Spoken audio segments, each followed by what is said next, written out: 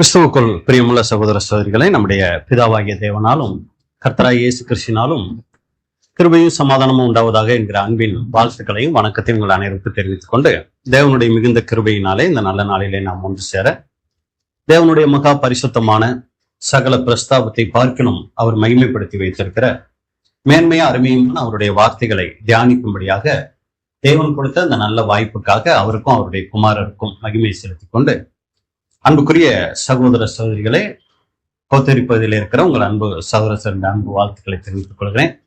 இன்னைக்கு நாம் பார்க்க போகிற பாடத்தின் தலைப்பு ரொம்ப பெரிய தலைப்பு. உங்களுக்கு படிக்கிறதுக்கு ரொம்ப சிரமமான ஒரு தலைப்பு தான். என்ன தலைப்புங்க? மை. இந்த தலைப்புல தான் இன்னைக்கு நாம் பாடம் பார்க்க இருக்கிறோம். அப்ப மை அப்படின்னு சொல்லும்போது பொதுவா இந்த மை எதுக்கெல்லாம் பயன்படுது?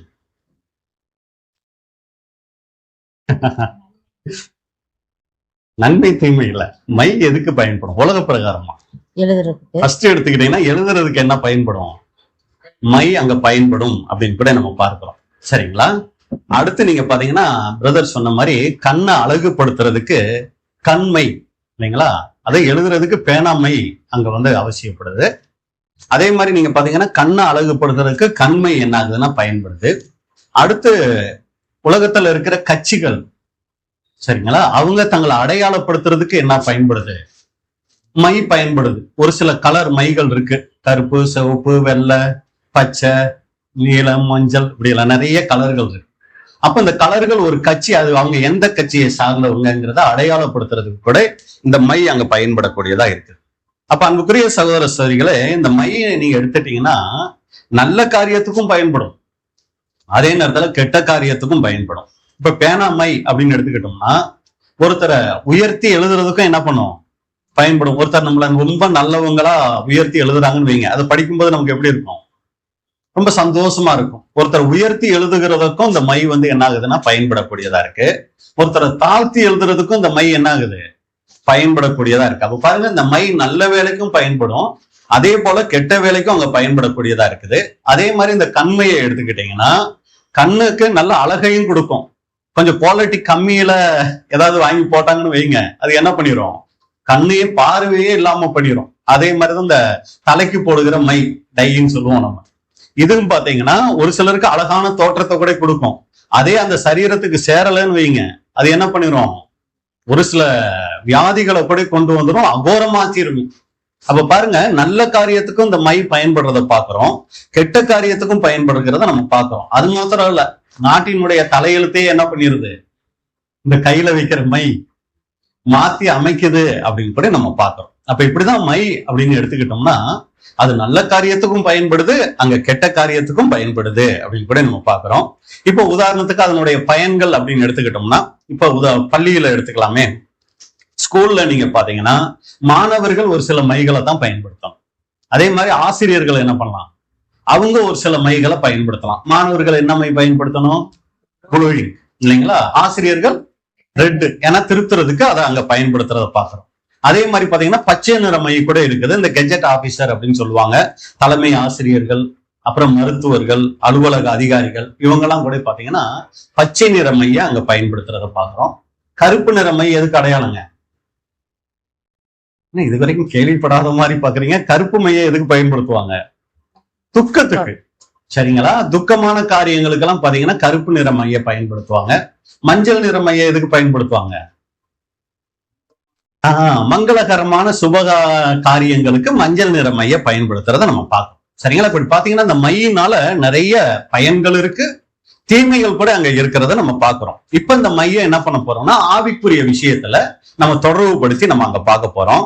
பாருங்க, பொதுவா ஆவிக்குரிய விஷயத்துல எடுத்துக்கிட்டோம்னாலே ஒரு பேனாவை எடுத்துக்கிட்டோம் அப்படின்னா மைய இல்லாம பேனா என்ன ஆகாது? அங்க எழுதாது. மைய உள்ள இருந்தா தான் அந்த பேனா எவ்வளவு விலையேறப்பட்ட பேனாவா இருந்தா கூட மைய இருந்தா தான் அது எழுத முடியும். அதே போல இதுல நமக்கு என்ன அர்த்தம் அப்படின்னு சொல்லி பாத்தீங்கன்னா, பேனாவுடைய வெளிப்புற அழகு இல்ல, உள்ள இருக்கிற மை தான் அதை எழுத வைக்குது. அது போல மனிதனுடைய வெளிப்புற தோற்றம் இல்லைங்க. எவ்வளவு வேணாலும் அழகா இருந்துடலாம், வசதியா இருந்துடலாம், ஆனா உள்ளத்துல அவங்க கிட்ட இருக்கிற குணம் தான் அவங்களுடைய வாழ்க்கையவே என்ன பண்ணும்? மேன்மைப்படுத்தும் அப்படின்னு கூட நம்ம பார்க்கிறோம். அடுத்து நீங்க பாத்தீங்கன்னா நல்ல காரியத்துக்கு நிறைய எழுதுறதுக்கெல்லாம் இந்த பேனா மை உபயோகப்படுது. ஒரு சமயம் எழுதிக்கிட்டே இருக்கிறோம், பரீட்சை எழுதிக்கிட்டு இருக்கோம், திடீர்னு அந்த இங்கு அந்த பேப்பர் நிறைய கொட்டிருச்சுன்னு வைங்க, என்ன ஆகும்? பயன் இல்லாம போயிடும். அதே மாதிரி பாத்தீங்கன்னா தவறான இடத்துல விழுகிற மைகள் கரை உண்டாக்கும் அப்படின்னு பாக்குறோம். அப்போ ஒரு தவறான குணம் நம்ம வாழ்க்கையில் நல்லா இருக்கும், ஆனா திடீர்னு நம்ம கிட்ட இருந்து வெளிப்படுகிற ஒரு தவறான குணம் பாத்தீங்கன்னா, ஒரு தவறான பழக்கம் நம்முடைய வாழ்க்கையவே என்ன தெரியுங்களா பண்ணிடும்? கரைப்படுத்தக்கூடியதா, பாதிப்பை உண்டாக்கக்கூடியதா அங்க மாறிடும் அப்படின்னு கூட பாக்குறோம். எவ்வளவு ஏற்கனவே நம்ம சொன்ன மாதிரி எவ்வளவு அழகான விலை உயர்ந்த பேனாவா இருந்தாலும் மை இல்லைன்னா அங்க எழுத முடியாது. அதுபோல நமக்கு எவ்வளவு அறிவு, திறமை, பதவி இருந்துட்டாலும் நமக்குள்ள தேவனுக்கு பிரியமான குணங்களை நம்ம வளர்க்கலன்னு வைங்க, அப்ப அது என்ன ஆகாதுன்னா, தேவன் நம்ம கிட்ட செய்யணும்னு நினைக்கிற அவருடைய நோக்கம் அங்க என்னவாகாதுன்னா நிறைவேறாது அப்படி நம்ம பாக்குறோம். அடுத்து நீங்க பாத்தீங்கன்னா பேனாவோட மதிப்பு அதனுடைய விலையில இல்ல, அதுல இருக்கிற மையில தான் இருக்கு. நீங்க 2000 ரூபாய் கொடுத்து பேனா வாங்குறீங்கன்னு வச்சுக்கோம், 2000 ரூபாய்க்கெல்லாம் பேனா இருக்குங்களா? அதை விட தாசிக்கெல்லாம் இருக்கு. நாங்க ஒரு தடவை சிங்கப்பூர் போயிருந்தப்ப எங்க கூட வந்த பிரதர் 5000 ரூபாய்க்கு ஒரு பேனா வாங்கினாரு. சரிங்களா? எதுக்கு இவ்வளவு விலை கொடுத்து வாங்குறீங்க? ஏன்னா நம்மளாம் 2 ரூபா 3 ரூபா பேனா யூஸ் பண்ணி தான் அதிக பழக்கம் இருக்கு. எதுக்கு இவ்வளவு விலை கொடுத்து அந்த பேனா வாங்குறீங்கன்னா, அவர் ஒரு முக்கியமான பொறுப்புல இருக்கிறாரு. என்னை பார்க்க வர்றவங்க என்னுடைய எல்லாத்தையும் கவனிப்பாங்க, அதுல நான் குத்தி இருக்கிற பேனா முதற்கொண்டு அவங்க கவனிப்பாங்க, அது கூட என்னுடைய தன்மையை வெளிப்படுத்துங்கிறாரு. அப்ப எதுக்கு இதை சொல்ல வரேன்னா, எவ்வளவு விலை கொடுத்து வேணாலும் நம்ம பேனா வாங்கலாம், அந்த பேனா சரியா எழுதலன்னு வைங்க, அப்ப என்னவாகும்? அந்த பேனா அவ்வளவு விலை கொடுத்து வாங்கினதுக்கு எந்த மதிப்புமே இருக்காது. அது போல நீங்க பாத்தீங்கன்னா மனிதனுடைய மதிப்பு அவங்க வெளிப்பிரகாரமான தோற்றத்திலேயோ, அவங்க வாழ்கிற விதத்திலேயோ, அவங்க படித்திருக்கிற படிப்புலையோ இதுல இல்லைங்க, அவங்களுடைய குணத்துலதான் இருக்கு. என்ன பெரிய ஆளுங்க அவரு, என்ன அவரு பெருசா சம்பாரிச்சு பெரிய ஆளா இருந்து என்ன பண்ண, குணம் சரியில்லைங்களே. நீங்க கூட பாத்தீங்கன்னா பொதுவா திருமணம் பண்ணும்போது பையனை எப்படி பார்ப்பாங்கன்னா, கொஞ்சம் அப்படி இப்படி இருந்தா வசதி இல்லைன்னா கூட பரவாயில்லைங்க, ஆனா எப்படி இருக்கணும், கொஞ்சம் குணம் நல்லா இருக்கணுங்க. அதே மாதிரி பொண்ணு ஏழையா இருந்தா கூட பரவாயில்லைங்க, ஆனா குணத்துல கொஞ்சம் நல்லா இருந்தா போதுங்க. அப்ப பாருங்க, வேற எதையும் பாக்குறத விட எதுக்கு முக்கியத்துவம் கொடுக்குறாங்க? குணம் அப்படிங்கிறது ரொம்ப முக்கியத்துவம் வாய்ந்ததா இருக்குது அப்படின்னு கூட பாக்குறோம். இந்த மை காகிதத்துல எழுத பயன்படுது, அதே போல நம்முடைய வாழ்க்கையினுடைய குணம் எழுதப்பட்டுக்கிட்டே இருக்குங்க. நம்ம அதை கவனிக்கிறதே இல்லை அநேக நேரங்கள்ல. ஏன்னா நம்மளுடைய பேச்சுகள், நம்முடைய குணநலன்கள் மற்றவர்கள் மூலமா என்ன பண்ணிக்கிட்டு இருக்கு தெரியுங்களா? எழுதப்பட்டுக்கிட்டே இருக்குது. அந்த பக்கத்து வீட்டுல இருக்கிறாரு, அவர் எப்படிங்க அப்படின்னு கேட்டா அவர் எழுதி வச்சிருப்பாரு, பேப்பர்ல இல்லைங்க, உள்ளத்துல எழுதி நிறைய வச்சிருப்பாரு. அவர் ஏங்க அந்த போன மாசம் கேக்குறீங்க, அப்படி நடந்துட்டாருங்க, இப்படி பண்ணிட்டாருங்க அப்படின்லாம் சொல்லி உள்ளுக்குள்ள எழுதி வச்சிருப்பாங்க. அதே மாதிரி ஏதோ ஒரு தவறான காரியங்கள் நம்ம பேசிட்டோம்னா, அவங்க பேசின வார்த்தைங்க மறக்கவே மறக்காதுங்க, நெஞ்சில ஆள என்னவாயிடுச்சு, பதிஞ்சிருச்சு. எப்படி பதிஞ்சிச்சு? அது என்ன ஆயிடுக்குது, உள்ளுக்குள்ள எழுதி இருக்குது, ஏதோ ஒண்ணு அது எழுதுது இல்லைங்களா? அதனாலதான் நம்ம கூட சொல்லுவோம், இந்த ஜெபமெல்லாம் பண்ணும்போது, இன்னைக்கு கேட்கிற சத்தியத்தை எங்க இருதய பலகைகளை என்ன பண்ணுங்க, எழுதும் அப்படின்னு கூட நம்ம ஜெபமெல்லாம் பண்ணுவோம். அப்ப பாருங்க, நம்முடைய வாழ்க்கை, நம்ம கேட்கிற காரியங்கள் நமக்குள்ள என்ன ஆகுதுன்னா எழுதப்படுது அப்படின்னு கூட பார்க்கணும். மை காகிதத்துல எழுதுது, ஆனா நம்முடைய வாழ்க்கைகள் வரப்போகிற நாட்கள் இந்த உலக ஜனங்கள் வாசிக்கிறதுக்கு நிருபங்களா எழுதப்பட்டுக்கிட்டு இருக்குது. ஆண்டவராக இயேசு கிறிஸ்து போகும்போது அவர் பின்னாடியே யாராவது ஒரு டைரி வச்சு எழுதிக்கிட்டே போயிட்டு இருந்தாங்களா? அவர் வாழ்ந்து மரிச்ச பின்னாடி அவரை குறிச்சு எழுதுறாங்க, அதான் நிருபங்கள். அப்ப நம்மளுடைய வாழ்க்கையும் கூட மத்தவங்க பார்த்துக்கிட்டு இருக்கிறாங்க, அதை எழுதிக்கிட்டு இருக்கிறாங்க உள்ளுக்குள்ள. இப்ப நம்ம பக்கத்து வீட்டுக்காரங்க கிட்ட போயிட்டு அவங்க உள்ளுக்குள்ள இருக்கிற அந்த டைரியை ஓபன் பண்ணி நம்மளை பத்தி என்ன எழுதியிருக்காங்கன்னு பார்த்தோன்னு வைங்க, அதுல நல்ல விதமா ஏதாவது எழுதியிருப்பாங்களா? ஏன் தான் இந்த ஆளு என் பக்கத்து வீட்டுக்கு வந்தானோ அப்படின்னு ஏதாவது எழுதியிருப்பாங்களா? ஐயோ, என் பக்கத்து வீட்டுக்கு இவங்க வந்தது அது நான் செஞ்ச புண்ணியங்க அப்படின்னு சொல்லுவாங்களா? அந்த பெரிய சகோதர சகோதரிகளை நம்ம ஏன்னா இவங்கெல்லாம் நம்மளுக்கு நல்ல சாட்சி கொடுத்து என்னங்க இருக்குது, இவங்கெல்லாம் நம்மளுக்கு நல்ல பாராட்டணுங்கிற அவசியம் இல்லைங்க. சபையில இருக்கிற சகோதர சகோதரிகள் நம்மளை கொஞ்சம் நல்லவங்கன்னு சொன்னா போதுங்க. ஏன்னா அவங்க தான் நம்மளை வாரம் என்ன பண்ணிக்கிட்டே இருக்கிறாங்க, நம்ம பேசுறத, நம்முடைய ஊழியங்களை, நம்ம சபைக்கு வந்து போறதையெல்லாம் பார்த்துக்கிட்டு இருக்கிறாங்க. மத்தவங்க அதுக்கெல்லாம் சொல்லணுங்கிற அவசியம் இல்லைங்க அப்படின்னு நிறைய நேரங்களை நம்ம நினைச்சிருவோங்க. ஆனா அவங்க நம்மளை கவனிக்கிற விதத்தை தான் தேவன் உண்மையான எழுத்தா பாக்குறார். இங்க இருக்கிற சகோதர சகோதரிகள் நம்மளை பத்தி எழுதுறதையெல்லாம் தேவன் என்ன பண்றதே இல்ல. புரியுதுங்களா நான் சொல்ல வர்றது? நாங்க எங்க எழுதுறோங்கிறது மனசுல எழுதுறத சொல்றேன். ஐயோ எங்க பிரதர் தங்கமான பிரதருங்க, எங்க சிஸ்டர் அவங்க ஒரு தேவதைங்க, இங்க இருக்க பிரதர் சிஸ்டர்ஸ் வேணா எழுதிடலாம். ஆனா இதையே நம்ம பக்கத்து வீட்டுக்காரங்களோ நம்மளோட தொடர்புல இருக்கிறவங்களோ நம்ம வேலை செய்யற இடத்துல இருக்கவங்களோ எழுத முடியுமா? நம்ம யோசிக்கணுங்க. ஏன்னா அவங்க மனசுக்குள்ள எழுதிக்கிட்டு இருக்கிறாங்க நம்மளை பத்தி. அப்ப நம்மளை பத்தி என்ன எழுதுவாங்க? ஒரு சமயம் மத்தவங்களை விடுங்க, நம்ம குடும்பத்துல சத்தியத்துக்குள்ள வராதவங்க இருப்பாங்களே, இவங்க கிட்ட அவங்க உள்ளுக்குள்ள ஒரு டைரி இருக்குல்ல நம்மளை பத்தி, அந்த டைரிய உள்ள இருந்து வெளியே எடுத்தோம்னு வைங்க, அந்த டைரியில என்ன எழுதி வச்சிருப்பாங்க நம்மளை பத்தி? இவரு சபைக்கு போறப்ப இவர் ஒரு மாதிரி போவாருங்க, ஆனா மத்த 6 நாளும் இவரை பத்தி எனக்கு தானே தெரியும் அப்படின்னு அந்த சத்தியத்துக்குள்ள வராத அந்த சகோதரி நம்மளை பத்தி சொல்லிடுவாங்களா வீட்டுல இருக்கிறவங்க? இல்ல சகோதரன் இந்த அம்மா ஞாயிற்றுக்கிழமைனா பைபிளை தூக்கிட்டு ரொம்ப வேகமா தான் போகுது, நல்லா தான் ஜெபிக்குது அப்படின்னு சொல்லிட்டு அவர் கீழே ஒண்ணு எழுதி வச்சிருப்பாரு, கோபக்காரியும் சண்டைக்காரியுமான ஸ்திரியோடு குடும்பம் நடத்துறத பார்க்கலும் வனாந்தரத்துல இருக்கிறது நலம்னு ஏதாவது எழுதி வச்சிருப்பாருங்களா? நம்மளே சிந்திச்சு பார்க்கணுங்க. நம்ம நிறைய, ஏன்னா நம்ம இந்த சபைக்கு பைபிள் கேட்டு சத்தியம் கேட்டு உட்கார்ந்து கேட்டுட்டு போறதான் ஆண்டவர் பாக்குறாருன்னு நிறைய நேரங்கள் அந்த ஒரு அப்பதான் நமக்கு தேவ உணர்வு வருது. ஆனா மற்ற நேரங்கள் அந்த தேவ உணர்வை நம்ம என்ன ஆயிடும்னா நிறைய நேரங்களை இழந்துடும். ஆனா இங்கதாங்க நம்ம ரொம்ப யோசிக்க வேண்டிய காரியங்கள் அங்க இருக்குது. அப்ப பாருங்க, மை காகிதத்துல எழுதிடுது, ஆனா இது எழுதப்படுது, அதை கூட நம்ம அழிச்சிடலாம், கிழிச்சு போட்டுடலாம். ஆனா இந்த உள்ளுக்குள்ள எழுதப்பட்டுக்கிட்டு இருக்கு பாத்தீங்களா, இதை என்ன பண்ணவே முடியாது, அழிக்கவே முடியாது. இதைத்தான் தேவன் சொல்லுவாரு எரேமியா தீர்க்கதரிசிகிட்ட சொல்லும் போது, அந்நாட்களில் நான் அவங்களுக்கு என்ன பண்ணுவேன், இந்த மாதிரி எழுதியெல்லாம் கொடுக்க மாட்டேன், அவங்க இருதயத்துல என்ன பண்ணுவேன், எழுதுவேன் அப்படின்னு சொல்றத நம்ம பார்க்கிறோம். அப்ப அன்புக்குரிய சகோதர சகோதரிகளே, நாம இன்னைக்கு ஒரு நிருபங்களா, வாசிக்கப்படக்கூடிய ஒரு நிருபங்களா நம்ம இன்னைக்கு இருக்கிறோமா? அடுத்து நீங்க பாத்தீங்கன்னா, மை மறைஞ்சிருந்தாலும் அதனுடைய எழுத்து எழுதும் போது என்னவாகும்னா வெளிப்படும். இப்ப இந்த ஒரு பேனா நான் வச்சிருக்கிறேன், இப்ப இந்த பேனா என்ன கலர் இங்குன்னு உங்களுக்கு தெரியுங்களா?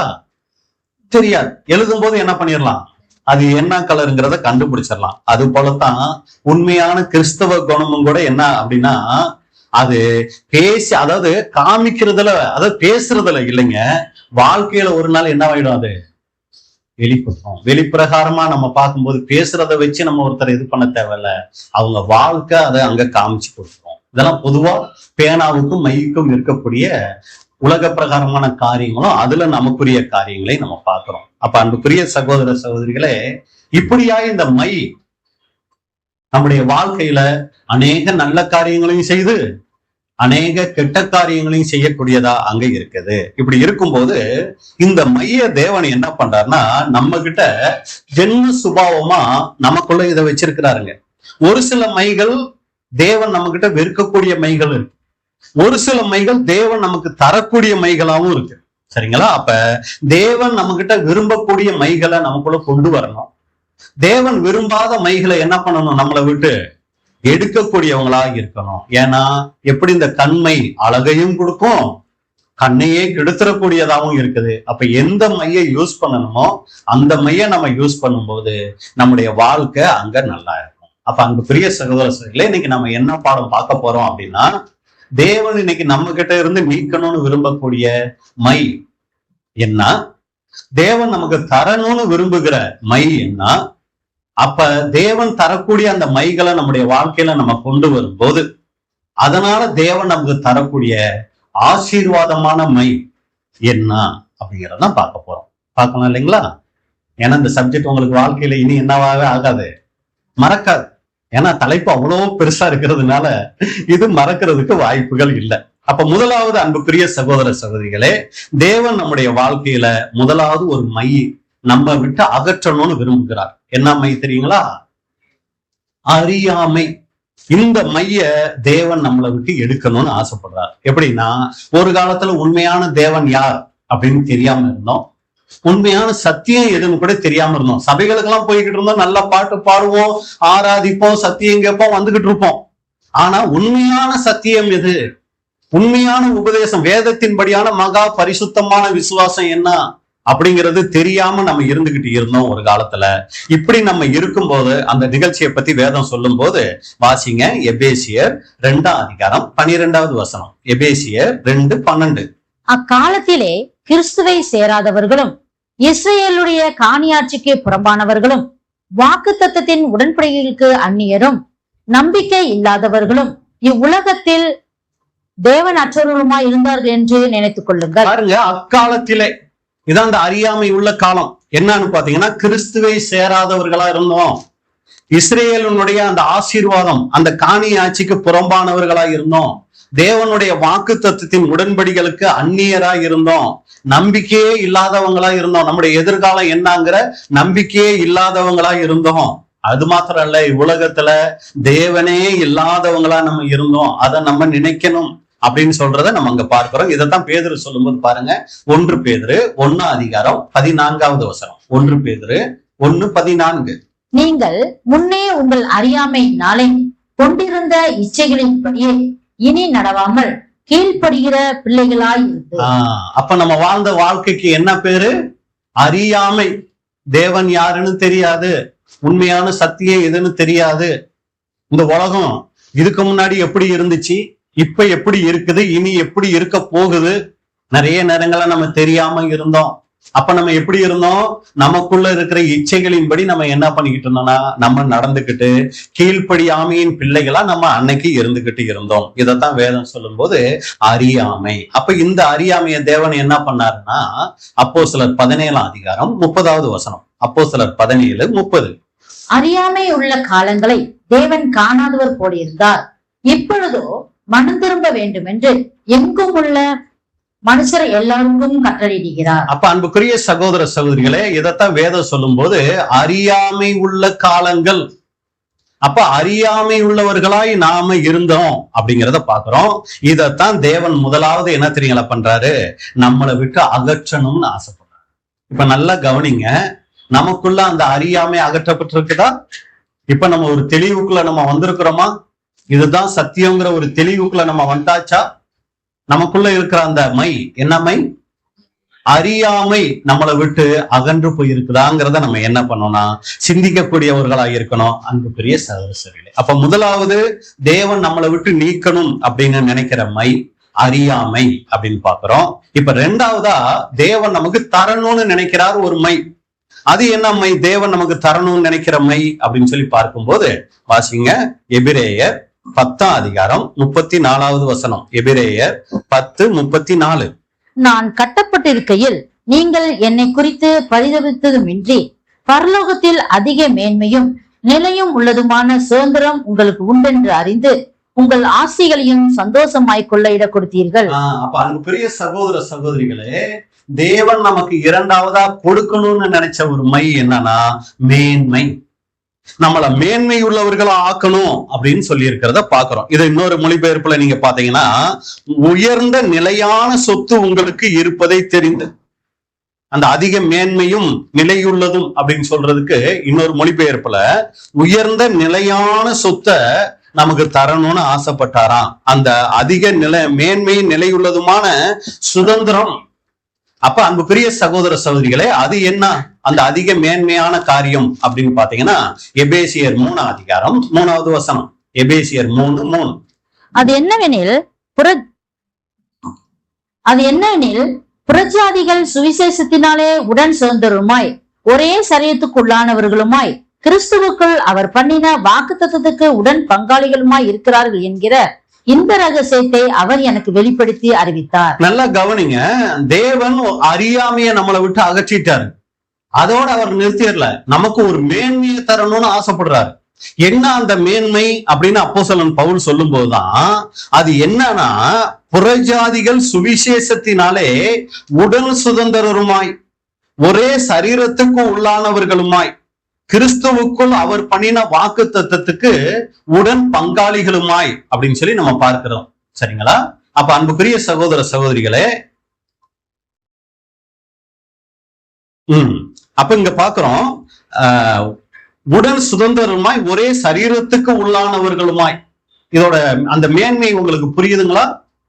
என்ன அப்படின்னு சொல்லி பாத்தீங்கன்னா, அதுல நீ கீழே பாத்தீங்கன்னா, கிறிஸ்துவுக்குள் அவர் பண்ணின வாக்கு தத்தத்துக்கு உடன் பங்காளிகள். என்னது அது? கிறிஸ்துவுக்குள் வாக்கு தத்தம் பண்ணின உடன் பங்காளிகள்னா, இந்த சபை வாய்ப்பு யாருக்கு மட்டுமே நியமிக்கப்பட்டது தெரியுங்களா? எல்லாம் இருக்கீங்களா? இந்த சபை வாய்ப்பை தேவன் யாருக்கு மட்டும் கொடுக்கணும்னு முடிவு பண்ணியிருந்தார் தெரியுங்களா? இஸ்ரேல் ஜனங்களுக்கு மட்டும்தாங்க. ஆபிரகாமினுடைய சந்ததிக்கு சொல்லும் போது சொல்றாரு, உன் சந்ததியை நான் என்ன பண்ணுவேன்? வானத்து நட்சத்திரங்கள் ஆக்குவேன், பரலோக வாய்ப்புக்குள்ள கொண்டு போய் பரலோகத்துல அவங்கள ஸ்டாரா மாத்துவேங்கிறாருங்க. இந்த ஒரு வாய்ப்பு இஸ்ரேல் ஜனங்கள், அதாவது ஆபிரகாமினுடைய சந்ததிக்கு மட்டும்தான் பரலோக வாய்ப்பை தேவன் முடிவு பண்ணி வச்சிருந்தார். ஆனா அந்த மேன்மை என்னன்னா, அற்பமான நமக்கும் அந்த ஒரு வாய்ப்பை தேவன் நமக்கு உண்டு பண்ணினார். இதை என்ன ஒரு உலக பிரகாரமா சொல்லணும்னா, நம்ம எல்லாம் தேவனுடைய பார்வையில யாரு தெரியுங்களா? குப்பைகள். இந்த குப்பையை கொண்டு போய் எங்க வைக்கிறாரு? கோபுரத்துல வைக்கணும்னு முடிவு பண்ணிட்டார். இதுதான் தேவன் நமக்கு கொடுத்திருக்கிற மேன்மை. ஆனா நிறைய நேரங்கள்ல இது நமக்கு புரியுறதே இல்லைங்க. நம்ம ஒரு சாதாரண உலக மனுஷன் வாழ்ற மாதிரியே ஒரு வாழ்க்கை வாழ்ந்து ஜீவிச்சு சாகணும்னு தான் நினைக்கிறோமே ஒழிய, தேவன் நமக்கு வச்சிருக்கிற அந்த மிகப்பெரிய மேன்மையை நம்ம நிறைய நேரங்கள்ல மறந்துடுறோங்க. அதை பத்தி நம்ம யோசிக்கிறதே இல்லைங்க. பாருங்க, பாருங்க, இந்த வசனத்தினுடைய அந்த இது நீங்க புரிஞ்சீங்கன்னா, அது என்னவெனில், புறஜாதிகள் யாரு? நாய்களை போல அன்னைக்கு கருதப்பட்ட நாம சுவிசேஷத்தினாலே உடன் சுதந்திரர். யாருக்கு உடன் சுதந்திரர்? ஆண்டவராகிய இயேசு கிறிஸ்துவுக்கு உடன் சுதந்திரம்னா அவ்வளவு சொத்தும் இயேசு கிறிஸ்துவுக்கு இருக்குங்க.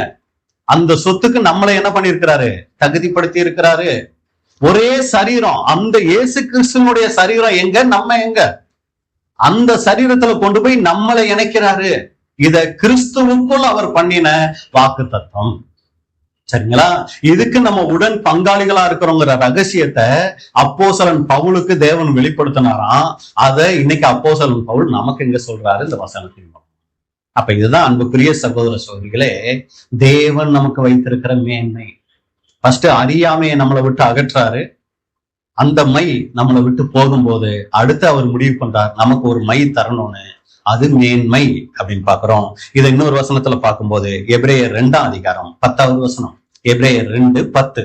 ஏனென்றால் தமக்காகவும் தம்மாலேயும் சகலத்தையும் உண்டாக்கினவர் அநேக பிள்ளைகளை மகிமையில் கொண்டு வந்து சேர்க்கையில் அவருடைய இரட்சிப்பின் அதிபதியை உபத்திரவங்களினாலே பூர்ணப்படுத்துகிறது அவருக்கு ஏற்றதாய் இருந்தது. பாருங்க, இதுல கவனிக்க வேண்டிய பகுதி எது தெரியுங்களா? அநேகம் பிள்ளைகளை மகிமையில் கொண்டு வந்து சேர்க்கணுமா. இதுக்காக தான் ஆண்டவராகி இயேசு கிறிஸ்து என்ன பண்ணாரா? உபத்திரவத்தினாலே பூரணப்படுத்துறது பிதாவுக்கு ஏற்றதா இருந்ததாம். அப்ப நம்மளை எல்லாம் மகிமைக்கு கொண்டு போகணும். இதான் அவர் வைத்துட்ட மேன்மை அப்படின்னு பாக்குறோம். அப்ப நல்லா கவனிங்க, இந்த மேன்மையை பெற்றுக்கணும்னா ஏதோ வார வாரம் இங்க உட்கார்ந்து சத்தியத்தை கேட்டுட்டு போறதுனால இந்த மேன்மையை என்ன பண்ண மாட்டாரு? தந்துட மாட்டாரு. அதுக்கு நம்மளுடைய தனிப்பட்ட வாழ்க்கையில நம்ம அதை நிரூபிக்கணும். எனக்கு ஒரு காலம் அறியாம இருந்தேன். நிறைய நேரங்கள்ல என்ன தெரியுங்களா, நம்ம சகோதர சகோதரிகிட்ட இருக்கிற ஒரு பலகீனம், இதோட திருப்தி ஆயிடுறாங்க. அந்த அறியாமையை தேவன் நீக்கினார் இல்லைங்களா? ஐயோ என்ன சத்தியம் பிரதர், இவ்வளவு காலம் இந்த சத்தியமா எனக்கு தெரியாம இருந்துச்சே, ஆண்டவர் என் கண்ணை திறந்துட்டாரு பிரதர், இவ்வளவு சத்தியம் தெரிஞ்சுக்கிட்டேன் பிரதர். இது என்ன அங்க நடந்திருக்குது? அறியாமைய அகற்றி இருக்கிறார். அவ்வளவுதான். இதுல பெருமை பாராட்டிக்கிறதுக்கு ஒரு பெரிய விஷயமே கிடையாது. ஏன் தெரியுங்களா? இதெல்லாம் இவ்வளவு பெரிய சத்தியம் யாருக்கும் தெரியும் தெரியுங்களா? நம்ம பெற்றிருக்கிறோம் இவ்வளவு பெரிய ரகசியங்கள். இந்த ரகசியங்கள்லாம் இன்னொருத்தருக்கும் நல்லாவே தெரியும். யாருக்குங்க? சாத்தானுக்கு தெரியும். அப்புறம் இதுல மேன்மை பாராட்டுறதுக்கு என்ன இருக்கு? அதாவது மேன்மை தான் இது. ஆனா இதுல திருப்தி ஆயிடக்கூடாதுன்னு சொல்ல வரேன். இவ்வளவு சத்தியங்கள், ஐயோ அப்பா தாங்க முடியல, இவ்வளவு ரகசியங்களா வேதத்துல, இந்த ஒரு சம்பவத்துக்கு இவ்வளவு விளக்கம் இருக்கா, அப்பா சூப்பர் பிரதர், நல்லது. ஆனா அடுத்து இருக்குது, அந்த மேன்மைக்கு நம்ம போகணும்.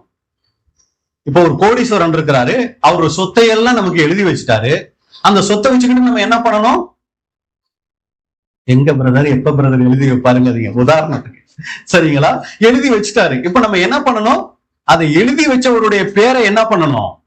காப்பாத்தணும். அந்த சொத்துக்களை அழிஞ்சு போகாம அந்த சொத்துக்களை வச்சு என்ன பண்ணணும்? அவருடைய பேரை காப்பாத்துற மாதிரி நடந்தோம்னாதான் அந்த சொத்தை நமக்கு எழுதி வச்சதுக்கு ஒரு அர்த்தம். சரிங்களா? அந்த சொத்தை வீணா தேவையில்லாத காரியங்களுக்கு நம்ம செலவு பண்ணிக்கிட்டு இருந்தோம்னா அந்த கோடீஸ்வரன் மனசு என்ன ஆகும்? துக்கப்படும். அப்ப இவ்வளவு விலையேற பெற்ற சத்தியங்களை கொடுத்திருக்கிறாரே, அதுக்குரிய வாழ்க்கை முறை நம்ம கிட்ட வரலன்னு வைங்க, தேவனுடைய மனசு துக்கப்படும். அப்ப இந்த மேன்மைக்கு தேவன் நம்மளை அழைக்கிறாருன்னா, இந்த சத்தியங்களை பெற்றுக்கொண்டோம்னா அடுத்து நம்ம செய்ய வேண்டியது என்ன தெரியுங்களா? நம்முடைய வாழ்க்கைய அதுக்கு ஏற்ற மாதிரி மாத்தணும். எப்படி பிரதர் அதுக்கு ஏத்த மாதிரி இந்த மேன்மையை பெறுறதுக்கு எப்படி நம்முடைய வாழ்க்கையை மாத்தணும் அப்படின்னா, கொலோசியர் 3:1-2 கொலோசியர் 3:1 மற்றும் 2. நீங்கள் கிறிஸ்துவுடன் கூட எழுந்ததுண்டானால், இதுதான் அந்த மேன்மையை அடைகிறதுக்கு நம்ம செஞ்ச காரியம். நாம் கிறிஸ்துவுடனே கூட எழுந்தது உண்டானால், கிறிஸ்து தேவனுடைய வலது பாரசத்தில் வீற்றிருக்கும் இடத்திலுள்ள மேலானவைகளை தேடுங்கள். எப்ப கிறிஸ்துவோடு கூட எழுந்தோம் ஞாபகம் இருக்குங்களா? எப்ப விழுந்தோமோ அப்பதான் எழுந்தோம் இல்லைங்களா? ஞான ஸ்நானத்துல தண்ணிக்குள்ள என்ன வானோம்? விழுந்தோம். விழுந்து மூழ்கி அப்புறம் என்ன பண்ணோம்? கிறிஸ்துவோடு கூட என்ன பண்ணோம்? இப்ப எழுந்து இருக்கிறோம். அப்படி எழுந்து இருக்கிற நாம இன்னைக்கு நம்மளுடைய சிந்தையை எங்க வச்சுக்கிட்டு இருக்கிறோம்? சொந்த வீடு ஒண்ணு இருக்கு பிரதர், ஆனா பத்தல. என்ன பண்ணணும்? அதே இன்னொரு வீடு கட்டுறத நான் தப்பு சொல்ல வரல. சிந்தைய அதுலயே கொண்டு போய் வச்சுட்டோமா? இல்ல குடும்பத்திலேயே கொண்டு போய் வச்சுட்டோமா? வேலையிலேயே கொண்டு போய் வச்சுட்டோமா? நம்முடைய சிந்தைய நான் இன்னைக்கு ஒரு சமயம் எனக்கு மரணம் வந்தாலும் நான் பரலோகம் போகணுமே, அந்த ஒரு சிந்தையை நம்ம வச்சுக்கிட்டு இருக்கோங்களா? அதைத்தான் இங்க சொல்ல வராரு.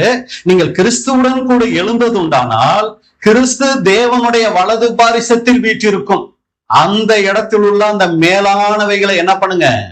தேடக்கூடியவங்களா இருங்க. எதை தேடாதீங்க? பூமியில் உள்ளவைகளை அல்ல, மேலானவைகளையே நாடுங்கள். அன்புக்குரிய சகோதர சகோதரிகளே, பூமியில் உள்ளவைகளை அல்ல. அப்ப தேவன் பாக்குறாரு, இவ்வளவு இவங்களுக்குள்ள அறியாமை இருந்துச்சு, அந்த அறியாமையை நான் அகற்றிட்டு இவங்களை மேன்மை உள்ளவர்களா நான் மாத்தணும்னு ஆசைப்படுறேன். ஆனா என்னதான் இவங்களை மேன்மை உள்ளவங்களா ஆக்கணும்னு நான் ஆசைப்பட்டாலும் இவங்க எதையே தான் பார்த்துக்கிட்டு இருக்கிறாங்க. பூமிக்குரிய காரியங்களையே தானே இவங்க யோசிச்சுக்கிட்டு இருக்கிறாங்க. அவங்க தேவன் வயிறாவே தானே இருக்குது. மேலானவைகளை இவங்க பார்க்க மாட்டேங்கிறாங்களே. இதுதான் தேவனுடைய அங்கலாய்ப்பா இருக்கும். என்னதான் கூட்டிக்கிட்டு வந்து குளிப்பாட்டி வச்சாலும் பழமொழி சொல்லுவாங்க, அது எங்கத்தான் போகுமா? சேத்துக்கு தான் போகுமா. அதுக்கு பேர் என்னங்க? அப்ப அன்புக்குரிய சகோதர சகோதரிகளே, நம்மளை நாம சிந்திச்சு பார்க்கணும். நாம இன்னைக்கு எப்படிப்பட்டவர்களா இருக்கிறோம்? அந்த மேன்மைக்கு நாம நம்மளை பாத்திரவான்களா மாத்திக்கிட்டு இருக்கிறோமா? இந்த மேன்மையை நமக்கு தர்றதுக்காகத்தான் தேவன் என்ன தெரியுங்களா வாய்ப்புகள் ஏற்படுத்தி கொடுத்திருக்கிறாரு. இந்த சபை கூடி வருதல். ஏன்னா இங்க வரும்போது தேவன் நம்மளோட பேச முடியும், தனிப்பட்ட முறையில பேசுவாரு. கேட்க முடியல, கேட்கலன்னு வைங்களேன், சகோதரர்கள் மூலமா இங்கதான் அதை பேசுவார். உணர்வு இங்கதான் நமக்கு வரும். அதுக்குதான் தேவன் சபை கூடுகை வச்சிருக்கிறார். அப்ப இந்த மேன்மையை நம்ம பெற்றுக்கொள்ளும் போது சபை கூடுகையில அலட்சியப்படுத்துறோமா? தனிப்பட்ட வாழ்க்கையில ஜெபத்தை வேத தியானத்தை அலட்சியப்படுத்துறோமா?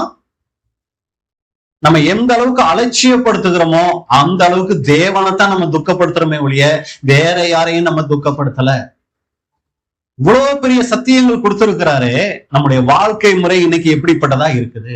அப்ப சபை கூடி வரும்போதுதான் இதை தேவன் நமக்கு உணர்த்தக்கூடியவரா இருக்கிறாரு. சகோதர ஐக்கியத்தின் மூலமா தான் இதை நமக்கு தேவன் செய்யக்கூடியவரா இருக்கிறாரு. அடுத்த இந்த மேன்மையை அடையணும்னா தேவனுடைய வார்த்தைக்கு எந்த அளவுக்கு கீழ்ப்படுகிறோமோ அந்த அளவுக்கு தான் இந்த மேன்மையை அடைய முடியும். அப்ப மறுபடியும் சொல்றோம், தேவன் முதலாவது நம்ம கிட்ட இருந்து நீக்கணும்னு நினைச்ச மை அறியாமை. அடுத்ததா தேவன் நமக்கு தரணும்னு நினைச்ச மை மேன்மை அப்படின்னு பாக்குறோம். அப்ப இந்த மேன்மையான நிலையை அடையிறதுக்கு, அதை பெற்றுக்கொள்றதுக்கு நமக்குள்ள தேவன் ஒரு சில மைகளை நம்மளை விட்டு அகற்றுறதுக்கும் ஒரு சில மைகளை பெற்றுக்கொள்றதுக்கும் தேவன் அங்க விரும்புகிறார். இப்ப நம்ம பார்க்க போறோம், தேவன் நம்ம பெற்றுக்கொள்ள விரும்பக்கூடிய அடுத்த மை என்ன? மேன்மையை தரணும்னு ஆசைப்பட்டுட்டாரு. அந்த மேன்மையை நமக்கு தரணும்னா முதலாவது இன்னொரு மையா நம்ம மாறணுமா? என்ன அந்த மை அப்படின்னு சொல்லி பாத்தீங்கன்னா, என்ன மையா மாறணுங்க? அடிமையா நம்ம மாறணும். அப்ப அடிமையா மாறணும்னா ஏற்கனவே நம்ம ஒரு அடிமை நிலைமையில இருந்தோம். அந்த அடிமை நிலைமையில இருந்து இன்னொரு அடிமை நிலைமைக்கு நம்ம மாறணும்னு வேதம் சொல்லுது. அது என்னது அந்த ஏற்கனவே இருந்த அடிமை நிலை? ரோமர் 6:20. ரோமர் 6:20. பாவத்திற்கு நீங்கள் அடிமைகளாய் இருந்த காலத்தில் நீதிக்கு நீங்கினவர்களாய் இருந்தீர்கள். இது முதல்ல நம்ம இருந்த அடிமை. இத பத்தி வேதம் சொல்லும் போது உங்கள் மனசும் மாம்சமும் விரும்பின மாதிரி நடந்தீங்க. அடிமைனா என்னங்க? அடிமைனா அதுக்கு என்ன அர்த்தம் சொல்லலாம்? எஜமான், நீங்க என்ன சொல்றீங்களோ அதுக்கு நான் என்ன பண்றேன், அப்படியே கீழ்ப்படுகிறேங்க. இதுக்கு பேர் தான் அடிமை. இது நம்ம ஃபர்ஸ்ட் ஒரு அடிமையா இருந்தோம். எதுக்கு அடிமையா இருந்தோமா? பாவத்துக்கு அடிமையா இருந்தோமா. நம்ம பாவ மாம்சம் என்னென்னலாம் சொல்லுதோ, சரிங்க எஜமா சரிங்க எஜமான்னு என்ன பண்ணிக்கிட்டு இருந்துச்சு? இது அதுக்கெல்லாம் கீழ்படிஞ்சுக்கிட்டு இருந்துச்சு. உலக பிரகாரமான இச்சைகளா இருக்கலாம், பலவிதமான கேளிக்கைகளா இருக்கலாம், இல்ல ஒரு தவறான குணலட்சணங்களை வெளிப்படுத்துறதா இருக்கலாம். எதெல்லாம் அந்த மாம்சத்தை சொல்லிக்கிட்டு இருந்துச்சோ அதுக்கெல்லாம் நம்ம அடிமையா இருந்து செஞ்சுக்கிட்டு இருந்தோம். இப்ப நம்மள என்ன பண்றாருன்னா, அந்த அடிமை நிலைமையில இருந்து இன்னொரு அடிமை நிலைமைக்கு மாத்துறாரு. எதுக்கு? பாவத்தினின்று நீங்கள் விடுதலையாக்கப்பட்டு நீதிக்கு அடிமைகள் ஆனீர்கள். நீதிக்கு அடிமைகளா ஆனீர்கள். அப்ப அன்புக்குரிய சகோதர சகோதரிகளே, இங்க நம்ம பாக்குற ஏற்கனவே ஒரு அடிமையா இருந்தோம். அந்த அடிமை நிலைமையில இருந்து நம்மளை தூக்கி எடுத்து இப்ப என்ன பண்றாரு? இனி எனக்கு நீ என்னவாரு? நீதிங்கிறது அது யாரை குறிக்கும்? ஆண்டவராகிய இயேசு கிறிஸ்து. சரிங்களா? அவர் தான் நமக்கு நீதியும் மீட்பும். 1 கொரிந்தியர் 1 கடைசி வசனத்துல பாக்குறோம். அவரே நமக்கு நீதியும் மீட்பும் ஞானமும் ஆனார் அப்படின்னு. அப்ப ஆண்டவராகிய இயேசு கிறிஸ்துவுக்கு நம்மளை இன்னைக்கு அடிமையாக்கி இருக்கிறார். எல்லாம் இருக்கீங்களா? சிந்திச்சு பார்ப்போம். நம்ம சத்தியத்துக்குள்ள வந்துட்டோமே, கிறிஸ்துவோடு கூட எழுந்துட்டோமே, இன்னைக்கு பாவத்துக்கு அடிமையா இருக்கிறோமா, இயேசு கிறிஸ்துவுக்கு அடிமையா இருக்கிறோமா? ஒரு அம்மா இருக்காங்க, ஒரு கணவன், ஒரு ஆண் மேரேஜ் பண்ணி இருக்கிறாங்க. அந்த கணவன் எப்படிப்பட்டவரா இருக்காருன்னா, பயங்கர குடிகாரரா, எப்ப பார்த்தாலும் இந்த அம்மாவை அடிக்கிறவரா, துன்புறுத்துறவராவே இருந்துகிட்டு இருக்கிறார். சரிங்களா?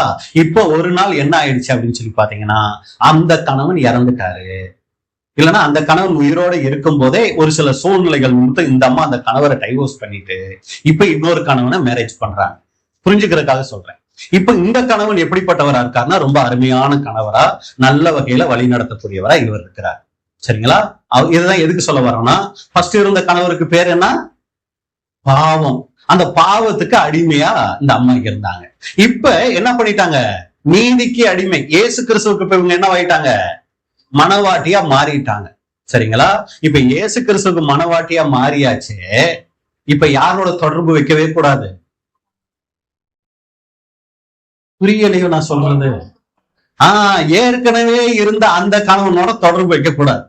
அது தொடர்பு வச்சா அது எப்படி நம்ம பார்வையில எப்படி இருக்குங்க? அது சி அப்படின்னு இருக்கும் இல்லைங்களா? இதுதான் நம்ம. சரிங்களா? நம்ம ஒரு நாள் பாவத்துக்கு அடிமைகளாக இருந்தோம். இப்ப நம்ம நீதிக்கு அடிமைகள் ஆயிட்டோம். ஆனா அநேக நேரத்துல யாருக்கு தான் இன்னமும் அடிமையா இருக்கிறோம்? சிந்திச்சு பார்க்கணுங்க. இது கேட்கறதுக்கு கொஞ்சம் கஷ்டமா இருந்தாலும் நம்மளே சிந்திச்சு பார்க்கணும். இன்னமும் நாம கிறிஸ்துவுக்கு அடிமையா இருக்கிறோமா, ஏற்கனவே நம்ம இருந்த அந்த பாவத்துக்கு அடிமையா இருக்கிறோமா? அப்ப தேவன் நமக்குள்ள ஒரு அடிமை நிலைமையில இருந்து இன்னொரு அடிமையாய், அதாவது கிறிஸ்துவுக்கு தேவனுக்கு அடிமையாய் நம்ம மாறணும்னு அவர் ஆசைப்படுறார். அப்படி நம்ம கிறிஸ்துவுக்கு நம்ம அடிமையா மாறணும்னா நமக்குள்ள இன்னொரு மை வந்தா தான் நம்ம கிறிஸ்துவுக்கு அடிமையா மாற முடியும். அது என்ன மை தெரியுங்களா? தாழ்மை. இந்த தாழ்மை வரலன்னு வைங்களே, நம்ம கிறிஸ்துவுக்கு ஏத்த ஒரு மனவாட்டியா இருக்கவே முடியாது. ஏன்னா அந்த மனவாளன் எப்படிப்பட்டவரா இருக்கிறாருங்க? அவர் மனத்தாழ்மையும் சாந்த குணமும் உள்ளவரா அவர் இருந்துகிட்டே இருக்கிறாரு. சரிங்களா? அப்ப அவருக்கு மனவாட்டி ஆகணும்னா, அந்த பிரிய சகோதர சகோதரிகளே, நமக்குள்ள உருவாக வேண்டிய முக்கியமான குணலட்சணம் என்ன தெரியுங்களா? இந்த ஒரு தாழ்மை. தாழ்மைதான் அநேக விஷயங்களை கிறிஸ்துவுக்கு மனவாட்டியா நம்மளை தகுதிப்படுத்துது. இப்ப ஒரு கேள்வி, எது தாழ்மை? தாழ்மைனா எதை சொல்லுவோம்? தாழ்மைக்கு விளக்கம் சொல்லுங்கன்னு சொன்னா என்ன சொல்லுவோம்? நான் ஒண்ணும் இல்லைங்க, நான் ஒரு குப்பைங்க, நான் கூட்டி எடுத்த குப்பைங்க, நான் பாவிகளிலேயே பிரதான பாவிங்க. இதான் நம்ம காட்டுற தாழ்மை. ஆனா யாராவது ஒருத்தர் சின்னதா ஒரு வார்த்தை சொல்லிருட்டோம், என்ன ஆயிடுவோம்? நம்மள பாவி அப்படின்லாம் கூப்பிட வேணாம். ஆனா நம்ம என்னன்னு சொல்லிக்கிறோம்? நான் பிரதான பாவிங்கன்னு சொல்லிக்கிறோம். அப்ப நம்மள என்னன்னு கூப்பிடணும்? மத்தவங்க பாவி, பிரதான பாவி, இங்க வாங்க கூப்பிடணும். ஒத்துக்குவோமா? அப்ப வெறும் வாயில தான் நம்ம சரிங்களா? பாருங்க, இப்ப நம்ம என்ன பண்ணுவோம்னா இந்த மாதிரி வாயில சொல்லிக்கிறதுல நம்ம என்னமோ ரொம்ப தாழ்மை உள்ளவங்கன்னு நம்மளை காமிச்சுக்கிறோங்க. ஆனா இது மட்டும் தாழ்மை இல்லைங்க. ஒரு வகையில வார்த்தைகள்ல தாழ்மை வெளிப்படலாம். ஆனா தாழ்மையினுடைய விளக்கம் என்னன்னா, தன்னை பற்றிய சரியான புரிதலோடு வாழ்வதுங்க.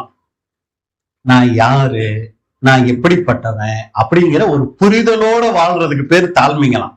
அப்ப தாழ்மையானவர்கள் எப்படி இருப்பாங்கன்னா, தன்னுடைய திறமைகளை ஆசீர்வாதங்களை அறிஞ்சிருந்தாலும் அதுக்காக பெருமை பாராட்டாம மத்தவங்களை மதித்து நடப்பார்களாம். இதுதான் தாழ்மை. நமக்குள்ள தாழ்மை இருந்துச்சுன்னு வைங்களே, எல்லாரையும் நம்ம மதிப்போம். எல்லாரையும் யாரையெல்லாம் மதிப்போம்? அது பிரதர் நம்ம சகோதர சகோதரிகளை. அங்க மட்டும் இல்லைங்க, சத்தியத்தை தெரியாதவங்க கிட்டையும் கூட மரியாதையா நடப்போங்க. அங்கதாங்க தாழ்மை இருக்கு. இங்க அப்படியே கூல கும்பிடு போட்டுறதுனால நம்ம தாழ்மை உள்ளவங்களா மாறிட மாட்டாங்க. நம்ம குடும்பத்துல சத்தியத்துக்குள்ள வராதவங்க கிட்டையும் நம்ம மரியாதையா நடக்கணுங்க. சின்ன பிள்ளைங்க கிட்டையும் மரியாதையா நடக்கணுங்க. வயசுல பெரியவங்க கிட்டையும் மரியாதையா நடக்கணுங்க. அது சத்தியத்துக்குள்ள வந்தவங்களா இருக்கலாம், வராதவங்களா இருக்கலாம். அது அப்துல் காதரா இருக்கலாம், வேற யாரு, ஒரு முருகனாவோ இல்ல முனியாண்டியாவோ இருக்கலாம். அவங்க கிட்டையும் நம்ம என்ன பண்ணணும் தெரியுங்களா? மரியாதையா, நம்மளை விட அவங்கள ஒரு உயர்வானவங்களா நம்ம அப்படி யோசிக்கணும். அந்த மாதிரி நம்ம யோசிக்கும் போது அதுக்கு பேர் தான் தாழ்மையை ஒழிய, சும்மா நான் ஒண்ணும் இல்ல ஆண்டவரே அப்படின்னு சொல்லிடுறதுனால நம்ம தாழ்மை உள்ளவங்கன்னு ஆண்டவர் ஏற்றுக்கொள்ள மாட்டார். அப்ப தாழ்மையுள்ள ஒருத்தருக்கு அடையாளம் என்ன அப்படின்னு சொல்லி பாத்தீங்கன்னா, அவங்க எப்பவுமே கத்துக்கிறதுக்கு ஆயத்தமா இருப்பாங்க. யார் மூலமாக என்ன ஒரு நல்ல வார்த்தைகள் வந்தாலும், சரிங்க பிரதர் நான் இதை செஞ்சிடறேன், சரி நான் என்ன மாத்திக்கிறேன். கத்துக்கிறதுக்கு யாரும் எனக்கு எதுவும் சொல்ல வேண்டிய அவசியம் இல்லை, யாரும் எனக்கு எதுவும் சொல்ல வேண்டிய காரியம் இல்லை, எனக்கு எல்லாம் தெரியும். இதுக்கு பேர் என்னங்க? பெருமை. அப்ப தாழ்மை இருந்தா கத்துக்கிறதுக்கு நம்ம ஆயத்தமா இருப்போம். நம்ம கிட்ட தவறுகள் வந்துச்சுன்னு வைங்க, அதை ஒத்துக்குவோங்க. குடும்பம் இதெல்லாம் சபையில மட்டும் வரல, குடும்பத்திலையும் கூட ஒரு சின்ன சின்ன தவறுகள் குடும்பத்துல வரும். இன்னைக்கு பாருங்க, பெரிய சண்டைகள் எதுல ஆரம்பிக்கும் தெரியுங்களா? சின்ன விஷயத்துலதான் ஆரம்பிக்குங்க. அந்த சின்ன விஷயம் வரும்போதே நம்மளை தயார்படுத்திட்டோம்னு வைங்களே, பெரிய அளவுக்கு போக வேண்டிய விஷயமே இருக்காதுங்க. அதெல்லாம் நீதிமொழிகள் அருமையான வசனம் இருக்கு.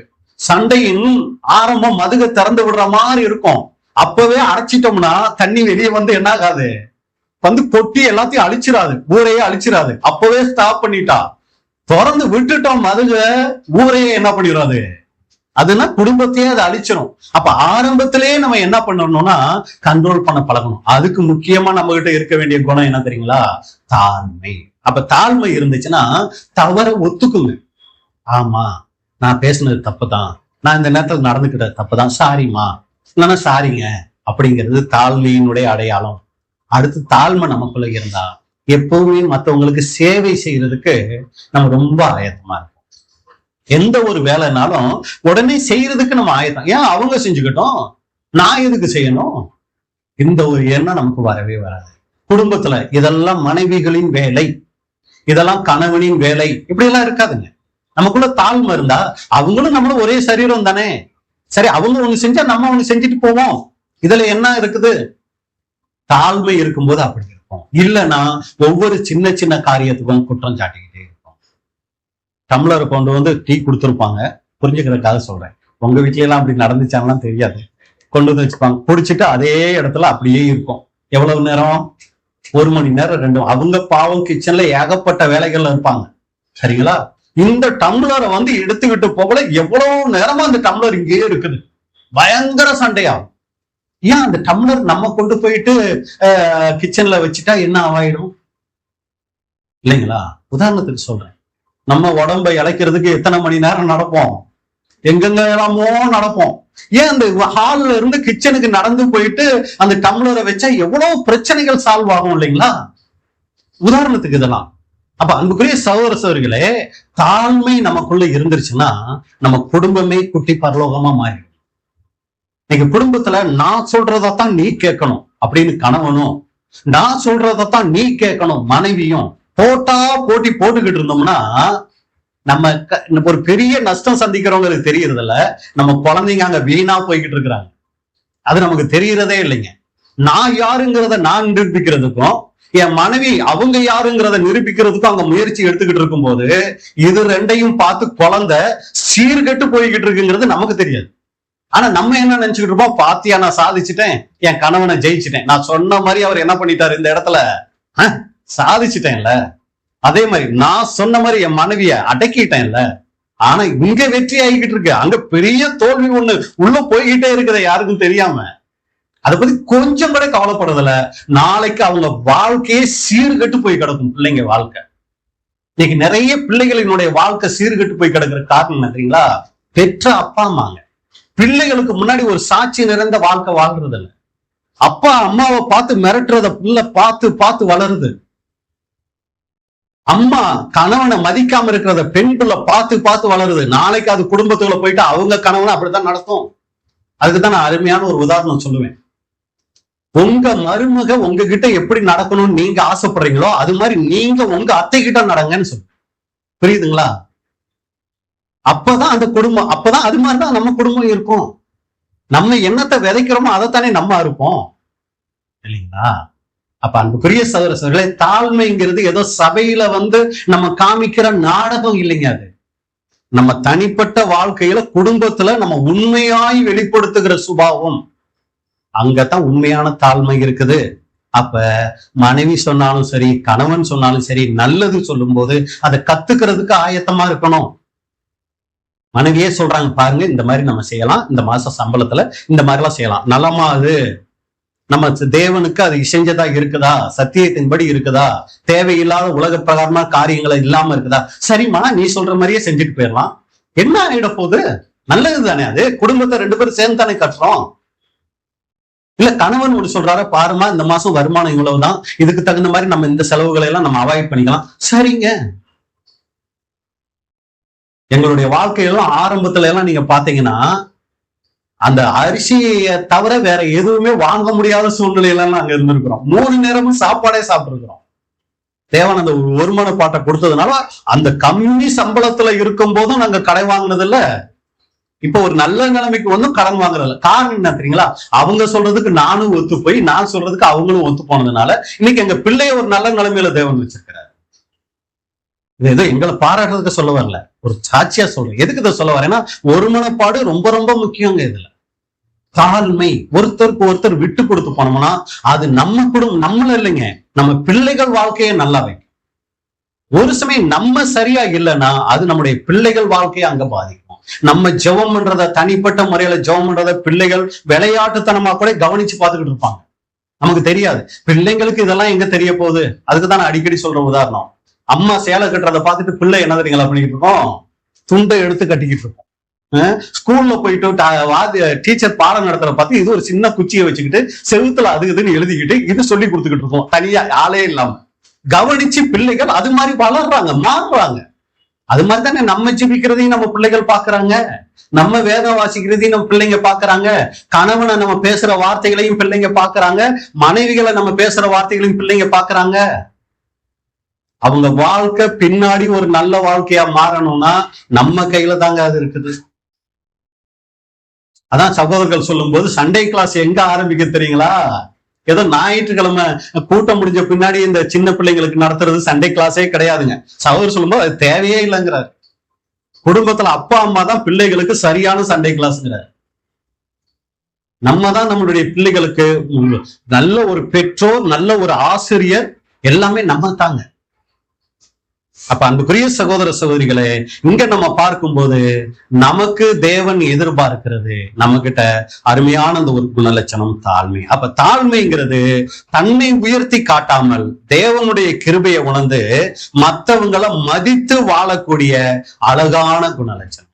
மற்றவர்களை மதிக்கிற பண்பு நமக்கு வந்தாலே நமக்குள்ள அந்த தாழ்மை உருவாகுதுங்கிறது அர்த்தம். அப்ப தேவன் தரப்போகிற அந்த மேன்மையை அடையணும் அப்படின்னா அன்புக்குரிய சகோதர சகோதரிகளே, நமக்குள்ள வர வேண்டிய முக்கியமான குணலட்சணம் தாழ்மை. நீதிமொழிகள் 15ஆம் அதிகாரம் 33வது வசனம். நீதிமொழிகள் 15:33. கர்த்தருக்கு பயப்படுதல் ஞானத்தை போதிக்கும், மேன்மைக்கு முன்னானது தாழ்மை. அந்த மேன்மை நாம பெற்றுக்கொள்ளணும்னா இந்த பூமியில நாம வளர்க்க வேண்டிய முக்கியமான குணலட்சணம் தாழ்மை அப்படின்னு கூட நம்ம பார்க்கிறோம். அடுத்து நீங்க பாத்தீங்கன்னா நாம ஜெபிக்கிற ஜெபம் கேட்கப்படணும்னா கூட நமக்குள்ள இருக்க வேண்டிய குணலட்சணம் என்ன தெரியுங்களா? அந்த ஒரு தாழ்மை. 2 நாளாகமம் 7ஆம் அதிகாரம் 14வது வசனம் 15வது வசனம். 2 நாளாகமம் 7:14. என் நாமம் தரிக்கப்பட்ட என் ஜனங்கள். ஆண்டவரே சொல்றாரு, நீங்க என்கிட்ட ஜெபம் பண்ணணும்னா இந்த குணத்தோட வாங்க, அப்ப நான் உங்க ஜெபத்தை கேட்பேங்கிறாரு. அது என்ன குணம்? என் நாமம் தரிக்கப்பட்ட என் ஜனங்கள் தங்களை தாழ்த்தி, நம்மளை தாழ்த்தி ஜெபம் பண்ணி, அப்படி நம்மளை தாழ்த்தி ஜெபம் பண்ணும்போது என் முகத்தை தேடி தங்கள் பொல்லாத வழிகளை விட்டு திரும்பினால் அப்பொழுது பரலோகத்தில் இருக்கிற நான் கேட்டு அவர்கள் பாவத்தை மன்னித்து அவர்கள் தேசத்துக்கு சேமத்தை கொடுப்பேன். பாருங்க, என் ஜனங்கள் தங்களை தாழ்த்தி ஜெபம் பண்ணி, சரிங்களா? கீழே பாக்குறோம், அப்பொழுது பரலோகத்தில் இருக்கிற நான் கேட்டு. எப்பொழுது? என் ஜனங்கள் தங்களை தாழ்த்தி ஜெபம் பண்ணும் போது அதை நான் கேட்டேன். அப்ப நம்முடைய ஜெபம் கேட்கப்படணும்னா கூட பாருங்க, இன்னொரு வசனம் கூட சொல்றாரு, 2 நாளாகமம் 7:15. இந்த ஸ்தலத்திலே செய்யப்படும் ஜெபத்திற்கு. எப்படிப்பட்ட ஜெபத்துக்கு? தாழ்த்தி ஜெபம் பண்ணும் அந்த ஜெபத்துக்கு என் கண்கள் திறந்தவைகளும் என் செவிகள் கவனித்திருக்கிறவருமாய் இருக்கும். நம்ம எப்ப எல்லாம் தாழ்மையோட ஜெபிக்கிறோமோ அந்த ஜெபத்தை தேவன் என்ன தெரியுங்களா பண்றாரு? கண் திறந்து பார்க்கிறார், காது கொடுத்து கேட்கிறார். அப்ப அன்புக்குரிய சகோதர சகோதரிகளே, நம்ம ஒரு அடிமை நிலைமையில இருந்து இன்னொரு அடிமை நிலைமைக்கு வரணும்னா பாவத்துக்கு அடிமையாயிருந்தோம், அதுல இருந்து இன்னைக்கு கிறிஸ்துவுக்கு அடிமைகளா மாறணும். அந்த கிறிஸ்துவுக்கு அடிமைகளா நம்ம நிலைச்சிருக்கணும்னா நமக்குள்ள இருக்க வேண்டிய முக்கியமான குணலட்சணம் தாழ்மை. இந்த தாழ்மை ஏதோ சபையில சகோதர சகோதரிகள் கிட்ட காமிக்கிறது இல்ல, குடும்பத்துல கணவன் மனைவி கிட்டையும் மனைவி கணவன் கிட்டையும் காமிக்கிறதுல இருந்து ஆரம்பிக்குது. அங்கிருந்து ஆரம்பிக்குது. அது முடிகிற இடம் வேணா சபையா இருக்கலாம். அங்க ஆரம்பிச்சு வேலை செய்யற இடத்துக்கிட்ட எல்லாம் போயிட்டு உலகத்துக்குள்ள எல்லாம் போயிட்டு அப்புறம் தான் சபைக்கு வருதுங்க. ஆனா நம்ம தாழ்மை எங்க மட்டும்தான் நிக்குது?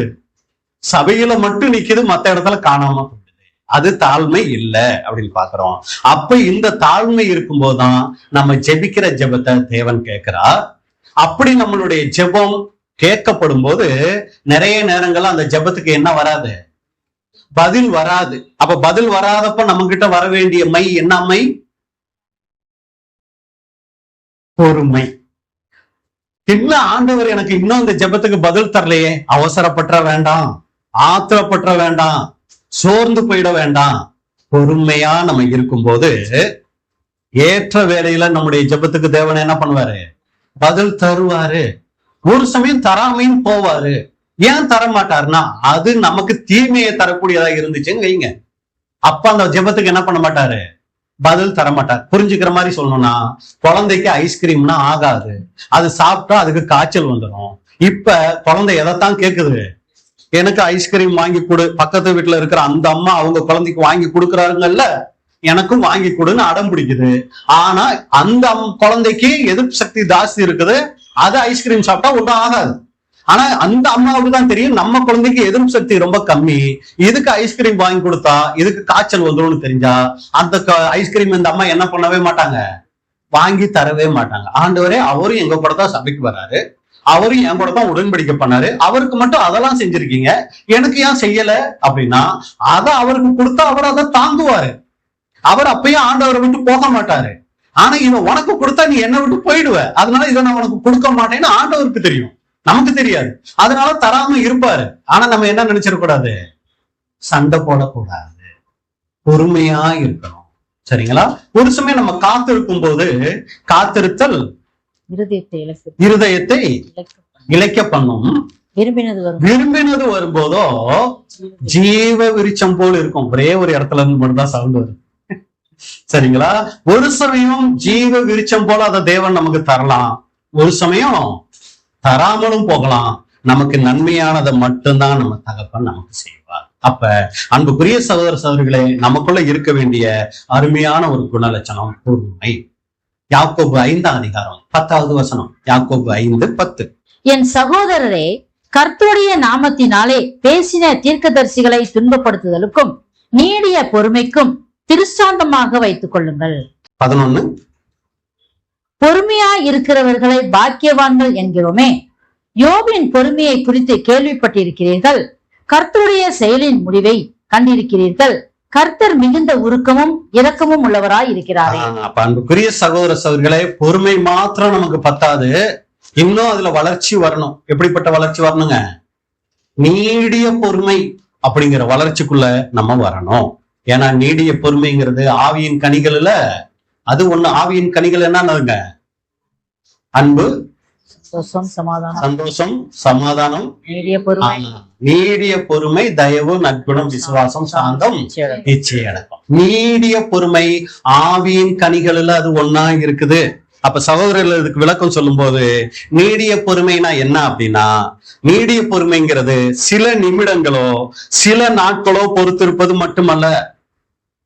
நானும் பொறுத்து போறேன் அப்படிங்கிறதுல நீடிய பொறுமை இல்ல. கஷ்டங்கள், ஏமாற்றங்கள், தாமதங்கள் மற்றும் பிறருடைய குறைகள் ஆகியவற்றை அன்புடனும் அமைதியுடனும் தொடர்ந்து சகித்துக் கொள்வதாம். இதுதான் நீடிய பொறுமை. ஒரு நாள் பார்த்தேங்க, பொறுத்து பார்த்தேன். 2 நாள் பொறுத்து பார்த்தேன், நான் பொறுக்க கூடாமல் போயிட்டேன் அப்படின்னு சொல்லுகிறது என்ன கிடையாது? நீடிய பொறுமை கிடையாது. நம்ம வாழ்க்கையில நிறைய கஷ்டங்கள் வரும்போதோ, ஏமாற்றங்கள் வரும்போதோ, ஒரு சில காரியங்கள்ல தாமதங்கள் வரும்போதோ, இல்ல மத்தவங்க கிட்ட ஒரு சில குறைகள் வெளிப்படும் போதோ, அதை அன்போட அமைதியோட நம்ம தொடர்ந்து சகிச்சுக்கிறதுக்கு பேர் தான் நீடிய பொறுமை. வேதத்துல நம்ம பார்க்கும்போது நீடிய பொறுமை தேவனுடைய குணத்துல ஒண்ணா இருக்குது. ஏன்னா இன்னைக்கு மனுஷங்க மீண்டும் மீண்டும் தப்பு செஞ்சுக்கிட்டே இருந்தா கூட அவர் என்ன பண்றாரு? அத நீடிய பொறுமையோட காத்துக்கிட்டு இருக்கிறாரு. அதான் நம்ம இங்க கூட யாக்கோபுல நம்ம பார்த்தோம். இதுக்கு முன்னாடி பகுதிகள்ல இருக்கு. விவசாயி இன்னைக்கு விதைய விதைச்சிட்டு நாளைக்கே அறுவடையை எதிர்பார்ப்பாரா? இல்லைங்க. அவர் பொறுமையா காத்துக்கிட்டு இருக்கிறார்.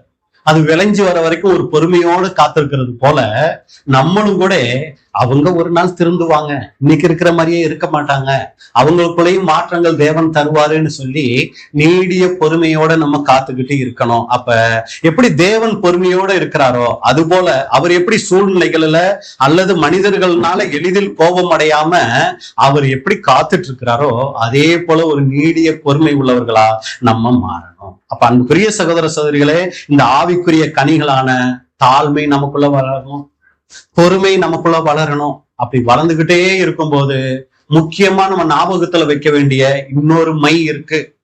அது என்ன மை தெரியுங்களா? கடமை. என்ன அந்த கடமை அப்படின்னு சொல்லி நீங்க பார்க்கும்போது, நாம செஞ்ச உடன்படிக்கை. இந்த மைய நம்ம என்ன பண்ணிடக்கூடாது, இந்த கடமைய நம்ம மறந்துடவே கூடாது. ஏன்னா இதுதான் நம்மளுடைய கடமை. இதுக்காகத்தான் நம்ம வந்திருக்கிறோம். 1 கொரிந்தியர் 9:16 வசனம். 1 கொரிந்தியர் 9:16. சுவிசேஷத்தை நான் பிரசங்கித்து வந்தும் மேன்மை பாராட்ட எனக்கு இடமில்லை, அது என் மேல் விழுந்த கடமையாய் இருக்கிறது. சுவிசேஷத்தை நான் பிரசங்கியாதிருந்தால் எனக்கு ஐயோ. சுவிசேஷத்தை நான் பிரசங்கித்து வந்தும் மேன்மை பாராட்ட எனக்கு இடமில்லை. எத்தனை பேருக்கு இன்னைக்கு சத்தியம் சொல்றேன் தெரியுங்களா? காலையில எந்திரிச்சா சத்தியம், வேலை செய்யற இடத்துல சத்தியம், அங்க போனா சத்தியம், இங்க போனா சத்தியம். இதுல பெருமை பாராட்டுறதுக்கு ஒண்ணுமே இல்லை. அது நம்ம மேல விழுந்த கடமை. அதை நம்மளுடைய கடமையை நம்ம என்ன பண்ணிடக்கூடாதுன்னா மறந்துடவே கூடாது. ஒரு சமயம் அந்த மாதிரி மத்தவங்களுக்கு சத்தியத்தை சொல்லலன்னு வைங்க, நமக்கு என்ன நிலைமை தெரியுங்களா? ஐயோ அப்படின்னா என்ன அர்த்தம்? சபை வாய்ப்பை இழந்துருவோம், அவ்வளவுதான். நம்ம எல்லாரும் என்ன தெரியுங்களா பண்ணணும்? ஊழியம் செய்யணும். அதே பிரதர் இருக்காங்க, மூத்த சகோதரர்கள் இருக்காங்க, அவங்க அதை செய்வாங்க பிரதர். நமக்கு அந்த வேலையெல்லாம் இல்ல பிரதர். உடன்படிக்கை பண்ணின ஒவ்வொருத்தரும் ஊழியம் செய்யணுங்க. ஊழியம் செய்யாதவங்க இந்த சபை வாய்ப்பை அடைய முடியாது. இப்ப சமீபத்துல கூட 2 விதமான ஊழியங்கள்னு ஒரு சப்ஜெக்ட் நம்ம பேசியிருக்கிறோம். முக்கியமா சொல்ல வேண்டிய விஷயம் என்னன்னா, நம்ம எல்லாரும் ஊழியம் செய்யறதுக்காக அழைக்கப்பட்டிருக்கிறோம். ஒருத்தர் சும்மா இருக்கக்கூடாது. நம்ம சும்மா ஊழியம் செய்யாம இருந்தோம்னா நமக்கு ஐயோ. சுவிசேஷத்தை நான் பிரசங்கியாது இருந்தால் எனக்கு ஐயோ. ஐயோ பிரதர், நமக்கு அதெல்லாம் வாய்ப்பே இல்லையே, நம்ம அந்த மாதிரிலாம் ஒண்ணும் செய்யறது இல்லையா, அப்ப நான் அவ்வளவு தானா அப்படின்னா நல்லா கவனிங்க. இந்த சுவிசேஷ பிரசங்கிக்கிறதுல 2 முறைகள் இருக்கு. ஒண்ணு வெளிப்பிரகாரமான ஊழியம். அது எது? இப்ப நாம செஞ்சுக்கிட்டு இருக்கிறது. சரிங்களா? இது போல சத்தியத்தை பேசுறது, மத்தவங்களுக்கு போய் வெளியில சத்தியத்தை சொல்றதெல்லாம் வெளிப்பிரகாரமான ஒரு ஊழியம் ஒண்ணு இருக்கு. இன்னொரு ஒரு ஊழியம் இருக்குது. அது என்ன தெரியுங்களா? உள்ளான ஊழியம், மறைவான ஊழியம்னு ஒண்ணு இருக்கு. அதுதான் நம்முடைய வாழ்க்கை முறைகளில வெளிப்படுத்துகிறது. ஒண்ணு வாயில சொல்றது, இன்னொன்னு வாழ்க்கையில வாழ்ந்து காமிக்கிற ஊழியம். இதுல எதுங்க பெஸ்ட்? வாழ்ந்து காமிக்கிறது தான். வாழ்க்கையில சொல்லிட்டு வாழாம இருந்தோம்னா தப்பு. வாயிலையும் சொல்லணும், வாழ்க்கையிலையும் காமிக்கணும். இது பெஸ்ட். ஒரு சமயம் நமக்கு அந்த தாளந்தெல்லாம் இல்லைங்க. 2 வார்த்தை சொல்றதுக்கு முன்னாடியே நாவு தடங்குது, இழுக்குது. நமக்கு அந்த பேச்சு திறமையெல்லாம் இல்லைங்க அப்படின்னோம்னா தேவன் எதிர்பார்க்கறது வாழ்க்கையில காமிச்சிருங்க. உங்க வாழ்க்கையை ஒரு ஊழியமா காமிச்சிருங்க. இதத்தான் மனைவிகளுக்கு ஒரு ஆலோசனையா பேதுரு சொல்லுவாரு. என்ன சொல்லுவார்னா, உங்கள் கற்புள்ள நடக்கையை பார்த்து போதனை இன்றி உங்க கணவனை என்ன பண்ணிருங்க, ஆதாயப்படுத்திருங்க. அப்ப இது என்ன ஊழியம்? போதிக்காத ஒரு ஊழியம், வாழ்க்கையில காமிக்கிறது. சரிங்களா? அப்ப இந்த ஒரு ஊழியத்தை யாரெல்லாம் செய்ய முடியும்? போதிக்கிற ஊழியத்தை யாரெல்லாம் செய்ய முடியும்னா அந்த திறமை இருக்கவங்க தான் செய்ய முடியும். ஆனா வாழ்கிற ஊழியத்தை யாரெல்லாம் செய்ய முடியும்? எல்லாரும் செய்ய முடியும். ஆனா அதான் முடிய மாட்டேங்குது. சரிங்களா? ஆனா அதை செஞ்சா தாங்க வாய்ப்பு. இந்த ஊழியத்தை மட்டும் செஞ்சு நம்ம என்ன பண்ணிட முடியாது, தேவனுக்கிட்ட பரிசு வாங்கிட முடியாது. 2 ஊழியங்களும் செய்யணும்.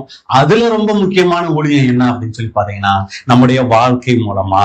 அப்ப இந்த கடமையை நம்ம என்ன பண்ணிடக்கூடாதுன்னா, நம்ம மறந்துடக்கூடாது.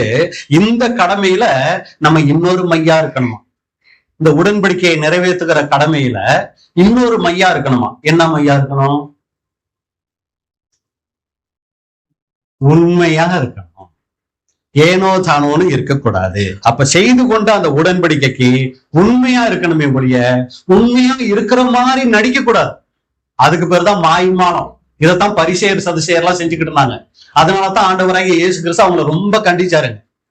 நீங்க ஊழியம் செய்யறீங்க ஆனா நடிக்கிறீங்கன்னா, அது போல ஒரு நடிப்பு நம்ம கிட்ட இருந்துடக்கூடாது. உண்மையா நம்ம இருக்கணும். அப்ப உண்மைங்கிறது வெறும் பொய் பேசாத தன்மை மட்டும் இல்லைங்களாம். நம்முடைய சிந்தனையில, வார்த்தையில, செயல்ல, எல்லாத்துலயும் நேர்மையோட தூய்மையோட இருக்கிறது தான் உண்மையான அந்த தன்மை அப்படிங்கிறாங்க. பாருங்க, இதுல என்னென்ன மையெல்லாம் வந்துருச்சு?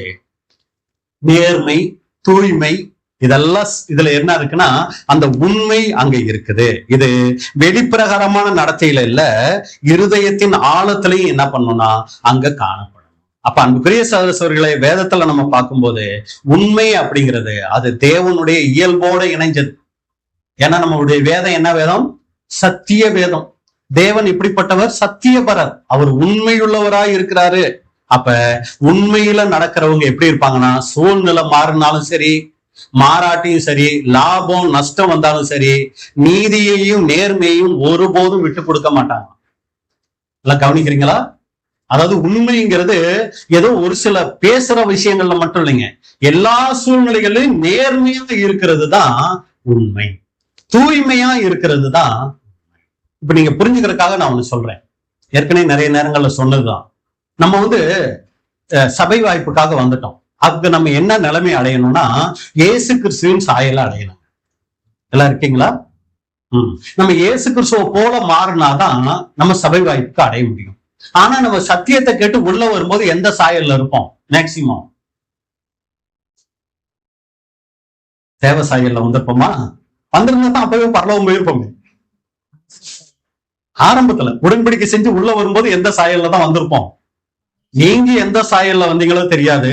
ஆனா நான் ஒரு சாயல்ல தான் வந்தேன். அதுக்கு பேரு பிசாசின் சாயல்.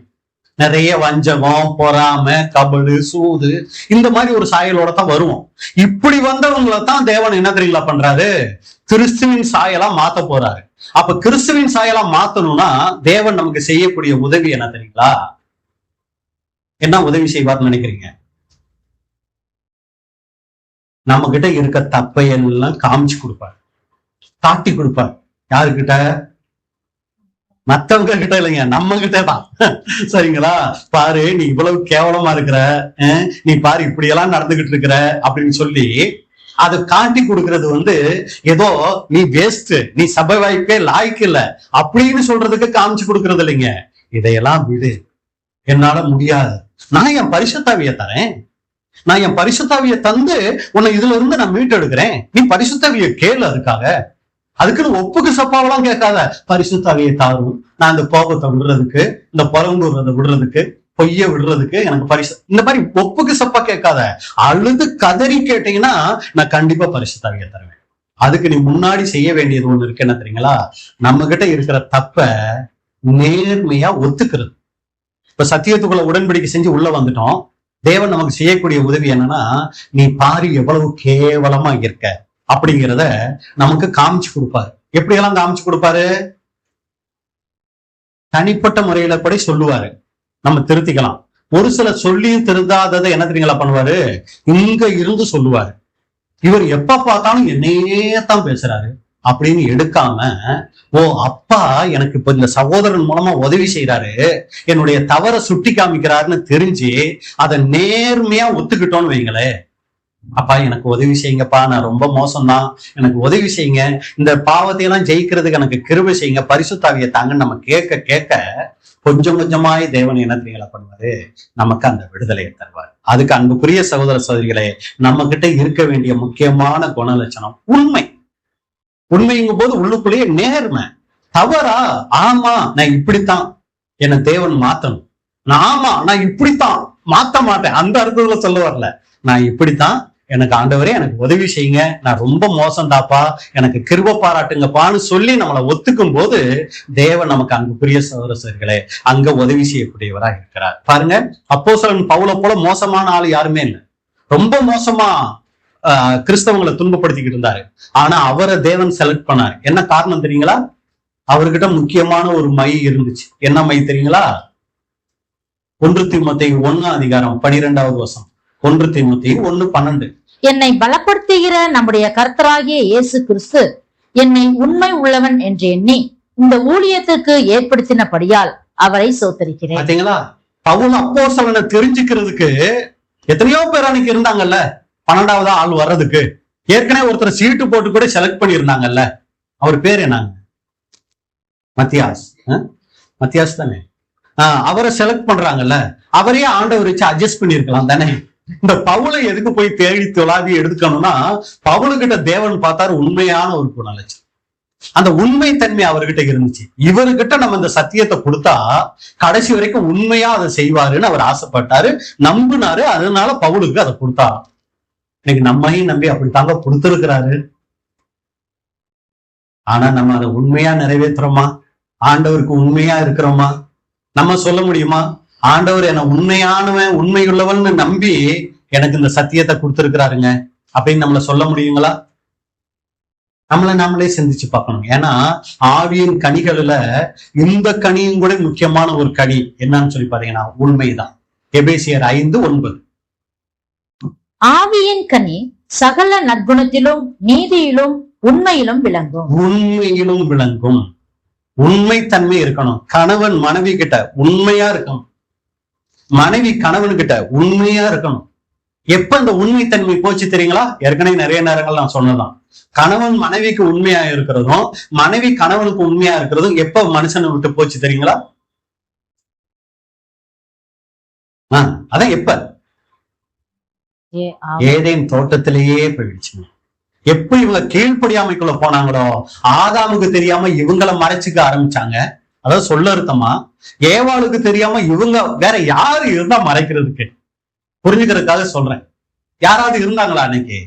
அந்த நேரத்துல போயிட்டு அத்தி இலைய தேடுறதுக்கு என்ன அவசியம் வந்துச்சு? ஏன்னா பாவம் உள்ளுக்குள்ள வந்துட்டதுனால ஆதாம் என்ன முழுசா பாத்திரக்கூடாது, ஏவாள் என்ன முழுசா பாத்திரக்கூடாதுன்னு மறைக்க ஆரம்பிச்சாங்க. அது வெளிப்பிரகாரமா. ஆனா இன்னைக்கு உலகத்துல உள்ளான நிலைமைகளில இந்த மறைவு போய்கிட்டு இருக்குது. ஆனா அந்த பிரிய சகோதரர்களே, நாம் சபை வாய்ப்பு அடையணும்னா இந்த உண்மை நமக்குள்ள இருக்கணும். இத தேவன் அங்க விரும்பக்கூடியவரா இருக்கிறார். அப்ப அன்பு பிரிய சகோதர சகோதரிகளே, நாம நம்மளுடைய கடமையை மறந்துடக்கூடாது.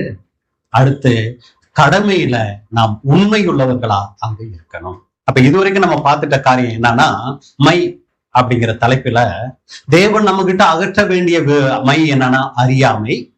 தேவன் நமக்கு தரணும்னு நினைச்சிட்ட மை மேன்மை. அப்ப இந்த மேன்மையை நம்ம அடையணுங்கிறதுக்காக தேவன் நம்மள அந்த அடிமை நிலைமையில இருந்து, பாவத்துக்கு அடிமையா இருந்த நம்மள அவருக்கு அடிமையா அங்க மாத்திக்கிட்டார். அப்படின்னா என்ன அர்த்தம்? இது வரைக்கும் பாவத்துக்கு ஊழியம் செஞ்சுக்கிட்டு இருந்த நம்ம, பாவம் சொல்றதை கேட்டுக்கிட்டு இருந்த நம்ம, சாத்தான் சொல்றதை கேட்டுக்கிட்டு இருந்த நம்ம, இயேசு கிறிஸ்து சொல்றதை கேட்கிறவங்கள மாறிட்டோம். அவ்வளவுதான். அப்படி அடிமையாய் மாறணும்னா நமக்கு இருக்க வேண்டிய குணலட்சணம் தாழ்மை.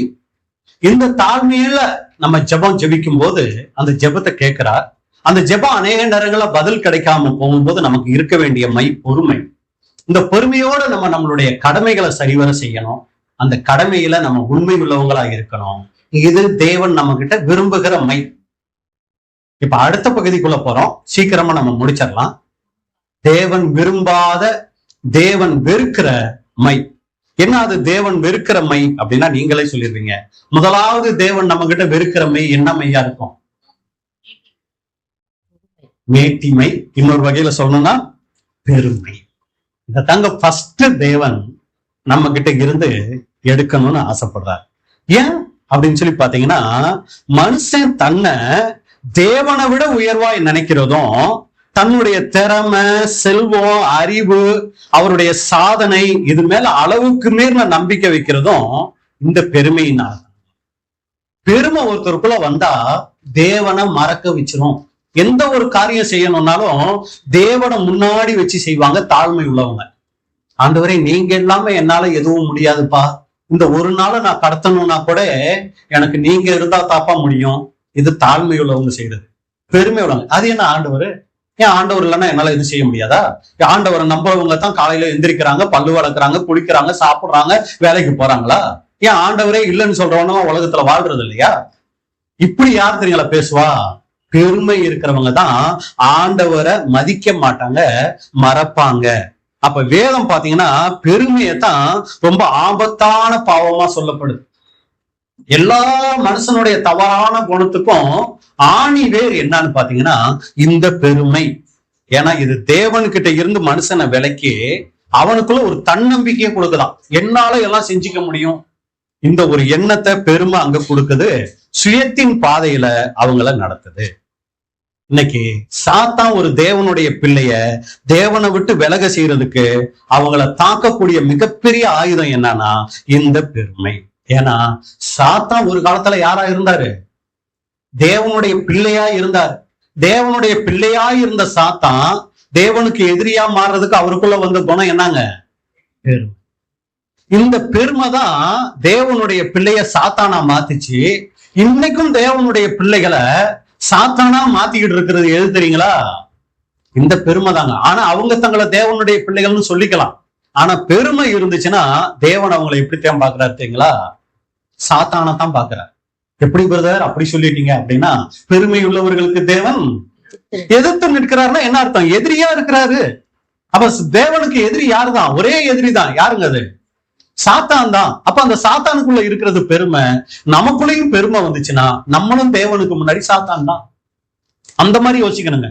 அப்பதான் நம்ம கதறுவோம் தேவ சமூகத்துல, அப்பா எனக்கு பெருமையே வேண்டாம், பெருமையே வரக்கூடாது. அதனாலதான் ஆண்டவராக இயேசு கிறிஸ்து இந்த பூமிக்கு வந்தப்ப கூட அவரை வேற எந்த விஷயத்திலையும் டிஸ்டர்ப் பண்ணலைங்க. அவருக்குள்ள எண்ணத்தை கொண்டு வந்துட்டா போதும், பெருமையை கொண்டு வந்துட்டா போதும், அவரை சாத்தானா மாத்திரலான்னு சாத்தான் ட்ரை பண்றாரு. ஆனா இயேசு கிறிஸ்து எந்த ஒரு இடத்துலயும் அங்க ஒத்துக்கல. ஆனா இன்னைக்கு அந்த விஷயம் யாருக்குள்ள நடக்க போராட்டம் நடக்குதுன்னா நமக்கு. நம்மள சத்தியம் தெரிஞ்சுக்கிறதுல சாத்தான் டிஸ்டர்பே பண்றது இல்லைங்க. சபைக்கு வர்றதுல கூட நம்மள டிஸ்டர்ப் பண்றதே இல்லைங்க. எதுல தெரியுங்களா டிஸ்டர்ப் பண்றது? பெருமையை கொடுத்துட்டாங்க. என்ன மதிக்கிறதே இல்லை. நான் சொல்றதை யாரும் கேட்கறதே இல்லை. நான் சத்தியம் பேசணும்னா அது எப்படி இருக்கும் தெரியுமா? இந்த மாதிரி நமக்குள்ள ஆவிக்குரிய பெருமையை கொண்டு வந்தாலே போதும், நம்ம தேவனுக்கு துரோகிகளா மாறிடுவோம். அப்ப தாழ்மை தேவனை நம்ம கிட்ட நெருங்க வைக்குது, பெருமை தேவனை நமக்கு எதிரியாக்குது. இப்ப பெருமை இருக்கிறதுக்கு அடையாளம் என்ன பிரதர் அப்படின்னு சொல்லி கேட்டீங்கன்னா, ஒருத்தருக்குள்ள பெருமை இருக்கிறதுக்கு என்ன அடையாளம்? நிறைய நேரங்கள் நான் சொல்லியிருக்கிறேன். எங்க சொல்லுங்க பார்க்கலாம். ஒருத்தருக்குள்ள பெருமை இருக்கு அப்படிங்கிறதுக்கு என்ன அடையாளம்? அவருக்கு மட்டும் தெரியாது, இதான் அடையாளம். ஏற்கனவே நிறைய நேரத்தில் நம்ம சொல்லியிருக்கோம். ஒருத்தருக்குள்ள பெருமை இருக்குங்கிறது அவங்களுக்கு மட்டும் தெரியாது, மத்த எல்லாருக்கும் தெரியும். சரிங்களா? இதுக்கு ஒரு சம்பவம் நீங்க கேட்டதுலயே ஒரு சம்பவம் வேணா சொல்லட்டுமா? ஒரு சகோதரன், நீங்க கேட்காதனால சொல்றேன், ஒரு சகோதரன் வந்து ஒரு இடத்துக்கு ஊழியத்துக்கு போறாரு. சரிங்களா? இப்ப ஊழியத்துக்கு சாயங்காலம் தான் மீட்டிங்கு. ஆனா இவர் பகலே போயிட்டாரு. அங்க இருக்கிற அந்த ஊர்ல இருக்கிற சகோதரன் வீட்டுக்கு போயிட்டாரு. அங்க போய் தங்க போயிட்டாரு. அந்த வீட்டுல நீங்க பாத்தீங்கன்னா சகோதரன் அன்னைக்கு வேலைக்கு போயிருக்கிறார், சகோதரி மட்டும்தான் இருக்கிறாங்க. இவர் போய் அங்க தங்குறாரு. தங்கும் போது அந்த சகோதரி ஒரு சில காரியங்கள், சபை காரியங்கள், ஒரு சில ஆவிக்குரிய காரியங்கள் பேசுறாங்க. அப்படி பேசிட்டு இருக்கும்போது சகோதரனுக்கு நல்லா தெரிஞ்சிருச்சு, சகோதரிக்கு என்ன இருக்கு, பெருமை இருக்குன்னு தெரிஞ்சிருச்சு. ஆனா அருமையான நல்ல சகோதரி. அப்ப இந்த சகோதரன் நினைக்கிறாரு, ஊழியர்களை உபசரிக்கக்கூடிய அருமையான சகோதரி, நல்ல குணங்கள் இருக்கக்கூடிய சகோதரி, ஆனா இவங்களுக்குள்ள பெருமை இருக்கே. ஆனா பெருமை இருந்துச்சுன்னா இதெல்லாம் வேஸ்டா போயிடுமே. அதனால இன்னைக்கு சாயங்காலம் கூடுகை இருக்குல்ல, இந்த கூடுகையில நம்ம என்ன பண்ணலாம் அப்படின்னா, பெருமைங்கிறது எப்படிப்பட்டது, எவ்வளவு மோசமானதுன்னு சொல்லி என்ன பண்ணலாம், சத்தியம் பேசலாம். அப்ப அதை யாரு கேட்பா, சகோதரி கேட்பாங்க. இந்த சத்தியத்தை சகோதரி கேட்டு என்னவாவாங்க, அப்பா நான் இவ்வளவு பெருமையோட இருக்கேன்னு திருந்தினாங்கன்னா அவங்க ஈஸியா என்ன ஆயிடுவாங்க, தேவனுக்கு பிரியமானவங்களா மாறிடுவாங்களேன்னு சொல்லி இவர் பெருமைங்கிறது எவ்வளவு மோசமானதுன்னு சொல்லி ஒரு சப்ஜெக்ட் ரெடி பண்ணிட்டாரு. சாயங்காலம் அதே பாடத்தை எடுக்கிறாரு. சகோதரி இன்னும் சகோதர சகோதரிகள் எல்லாரும் வந்து உட்கார்ந்து இருக்கிறாங்க. ஆனா இவர் சப்ஜெக்ட் பேசிக்கிட்டே யாரைத்தான் அடிக்கடி கவனிக்கிறாரு, ஏன்னா சகோதரிய மனசுல வச்சுதான். அது வந்து அவங்களை குற்றம் சாட்டுறதுக்காக இல்ல, அவங்களுக்கும் ஒரு உதவியா.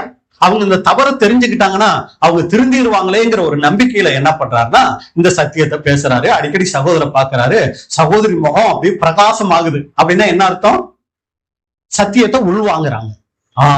தேவனுக்கு ஸ்தோத்திரம், சத்தியம் சகோதரிக்குள்ள போயிடுச்சு, சகோதரி இனி என்ன ஆயிடுவாங்க, அவங்க வாழ்க்கையை மாத்திக்குவாங்கன்னு ரொம்ப சந்தோஷமா இவர் என்ன பண்ணிட்டாருன்னா ஆண்டவருக்கு நன்றி சொல்லி பேசி முடிச்சுட்டு வெளியில வந்துட்டாரு. யார தேடுறாரு, ஏன்னா ரெஸ்பான்ஸ் வரணுமே, அங்க சகோதரி கிட்ட இருந்து ஏதாவது வரணுமே எதிர்பார்க்கிறார். சகோதரி அதே மாதிரி ஓடி வராங்க. ஓடி வந்து, பிரதர் பேசின சத்தியம் உண்மையிலே ஆண்டவரே பேசினாருங்க பிரதர், ரொம்ப பிரயோஜனமா இருந்துச்சுங்க பிரதர்.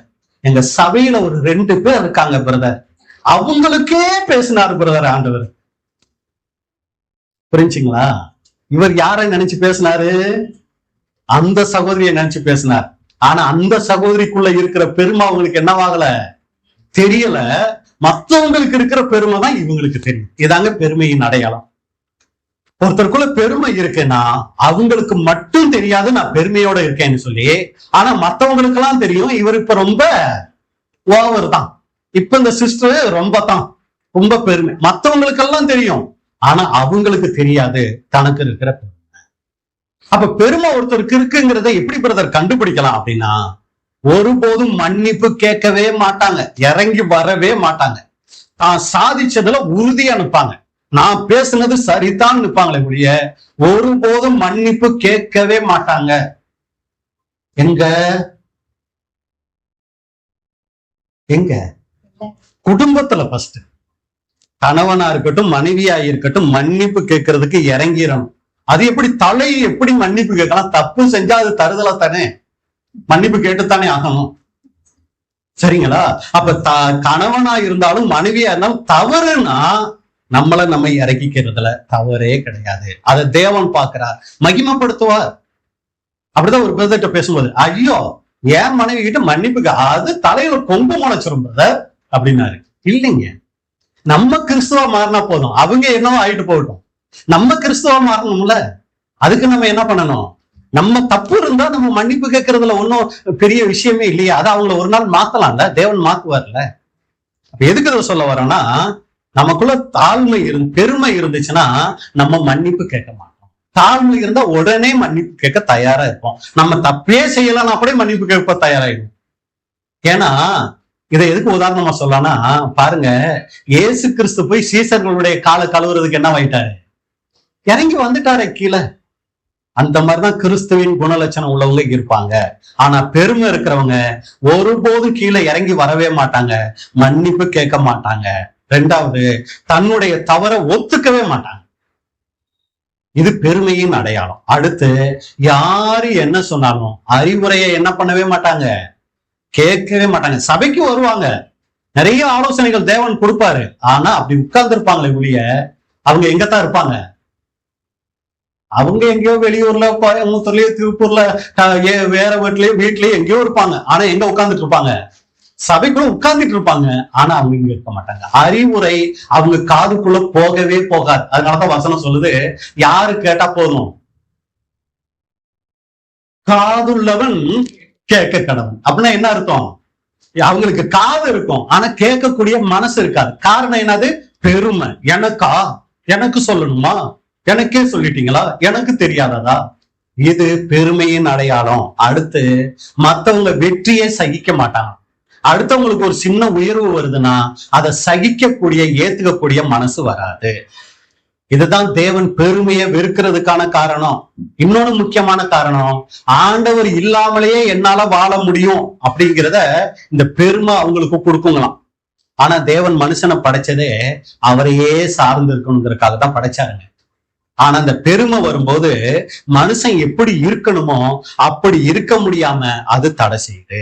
அதனாலதான் வேதம் சொல்லும் போது ரோமர் 12:16, ரோமர் 12:16, ஒருவரோடு ஒருவர் ஏக சிந்தையுள்ளவராய் இருங்கள், மேட்டுமையானவைகளை சிந்தியாமல் தாழ்மையானவர்களுக்கு இணங்குங்கள், உங்களையே புத்திமான்கள் என்று எண்ணாதிருங்கள்.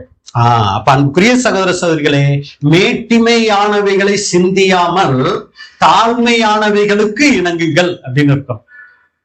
அப்ப ஒவ்வொரு காரியத்திலையும் இது நான் பெருமையில இதை நான் சிந்திக்கிறேன்னா தாழ்மையில சிந்திக்கிறேன்னா, அப்ப எப்படி அதை யோசிக்கலாம்? இது பெருமையான சிந்தனை தாழ்மையான சிந்தனை எப்படி யோசிக்கலாம்?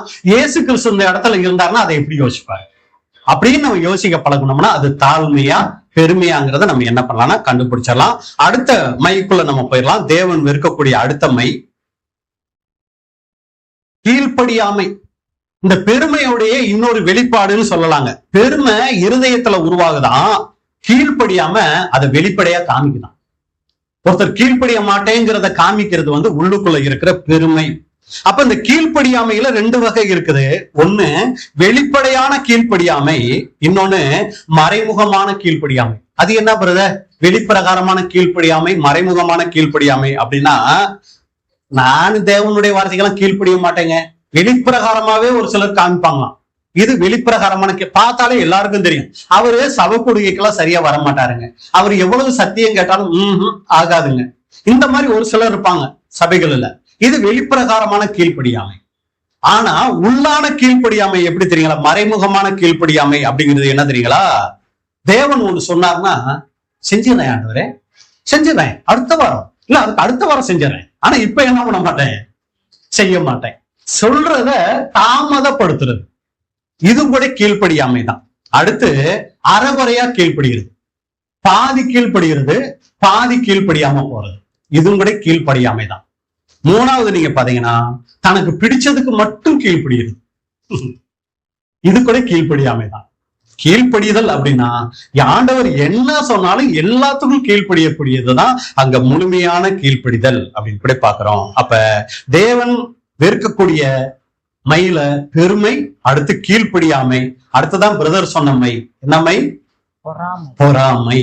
ரொம்ப மோசமான ஒரு மை இந்த பொறாமை. இதை குறித்து வேதம் சொல்லும் போது நீதிமொழிகள் 27 4வது வசனம். நீதிமொழிகள் 27:4. உக்கிரம் கொடுமை உள்ளது, கோபம் நிஷ்டூரம் உள்ளது, பொறாமையோ வென்றால் அதற்கு முன் நிற்கத்தக்கவன் யார்? பொறாமையோ வென்றால் அதற்கு முன் நிற்கத்தக்கவன் யார்? இன்னொரு இடத்துல சொல்லும் போது பொறாமையோ எலும்புரிக்கின்னு சொல்லுது. உள்ளுக்குள்ள அந்த எறும்பை கொஞ்சம் கொஞ்சமா உருக்கி உருக்கி உருக்கி உருக்கி ஆளையே இல்லாம பண்ணக்கூடிய ஒரு நோய் இந்த எலும்புரிக்கி நோய். அதே போல இந்த பொறாமை வெளியில தெரியாது, உள்ளுக்குள்ளேயே மறைஞ்சு வாழக்கூடிய ஒரு மைதான் இந்த பொறாமை. கொஞ்சம் கொஞ்சமா ஆளை மாத்திக்கிட்டே வருங்களாம். அப்ப உள்ளத்துல மறைஞ்சு இருக்கும் இந்த பொறாமை. மத்தவங்களுக்கு ஏதாவது ஒரு நன்மை நடக்குதுன்னா உடனே இது என்னவாயிடும்? டென்ஷன் ஆயிடும். இன்னும் அவங்களுக்கு மட்டும்தான். இது பாருங்க, நம்ம ஆதியிலேயே நம்ம பாக்குறோம், ஆபேலும் காயினும் பலி செலுத்த போறாங்க. கூட பிறந்த தம்பி தான், தம்பி பலி ஆண்டவர் ஏத்துட்டாரு, அண்ணனால என்ன பண்ண முடியல, ஏத்துக்க முடியலையே. அப்படியே பொறாம அப்படியே உள்ளுக்குள்ள கொஞ்சம் கொஞ்சமா என்னவாகுதுன்னா எரிச்சலை கொண்டு வருதுன்னு பாக்குறோம். அப்ப அன்புக்குரிய சகோதர சகோதரிகளே, மத்தவங்களுக்கு ஒரு நல்லது நடந்தா அதை இது ஏத்துக்காது. அடுத்தவங்களுடைய வெற்றியை கண்டு மகிழ முடியாத ஒரு நிலைமை தான் இந்த ஒரு பொறாமை. சவுல் தாவீது வாழ்க்கையில பாக்குறோம். தாவீது கொன்னது 10,000, சவுல் கொன்னது 1000 சொன்ன உடனே இவருக்குள்ள வந்துருச்சு அந்த பொறாமை. பாருங்க, இந்த பொறாமை தன்னுடைய மகளை கொடுத்தாவது இவனை காலி பண்ணணும், அந்த அளவுக்கு யோசிக்குது பாருங்க. இந்த பொறாமை பாத்தீங்கன்னா, நானு என் மகளை தரேன், ஆனா அதுக்கு பெலிஸ்தியரை கொன்னுட்டு வந்தா என் மகளை தரேன். உள்நோக்கம் என்னது? பெலிஸ்தியர்கிட்ட போனா தாவீது செத்துருவாரு, அப்ப ஒண்ணும் பிரச்சனை இல்லை. அந்த மாதிரி கடைசியில வேற வழி இல்லாம மகளை கல்யாணம் பண்ணி வச்சுட்டு கூட அப்புறமும் தாவீதை என்ன பண்றாரு? கொலை செய்யணும்னு நினைக்கிறாரு. மகனையே கொலை செய்ய பாக்குறாரு. தாவீதுக்கு சப்போர்ட் பண்றாருன்னு சொல்லி மகனையே, யோனத்தானையே கொலை செய்ய பாக்குறாரு. அந்த அளவுக்கு மோசமான ஒரு மை என்னன்னா இந்த பொறாமை, வெறுப்பு, பகைமை, பழிவாங்கு எண்ணம், இது எல்லாத்தையும் உருவாக்கக்கூடிய முக்கியமான ஒரு மை என்னன்னா பொறாமை. இது அவ்வளவு சீக்கிரம் நம்மளை விட்டு போகுமானா? போகாது. தேவ சமூகத்துல கதறணும். இந்த ஒவ்வொரு நல்ல குணமும் நமக்குள்ள வரணும்னு வைங்களே, அவ்வளவு சீக்கிரம் வராது. ஏன்னா விலையேற பெற்ற பொருட்கள் எல்லாம் பூமிக்கு மேலேயே கிடைச்சிடாது. என்ன பண்ணணும்? தங்கம் எங்க இருக்கு? வைரம் எங்க இருக்கு? ரொம்ப ஆழத்துல இருக்கு. அவ்வளவு சீக்கிரம் அதை எல்லாரும் என்ன பண்ணிட முடியாது, எடுத்துட முடியாது, அனுபவிச்சிட முடியாதுங்க. ரொம்ப கஷ்டப்படணும். அதை விட விலையேற பெற்றதான் தேவனுடைய இந்த குணலட்சணங்கள்.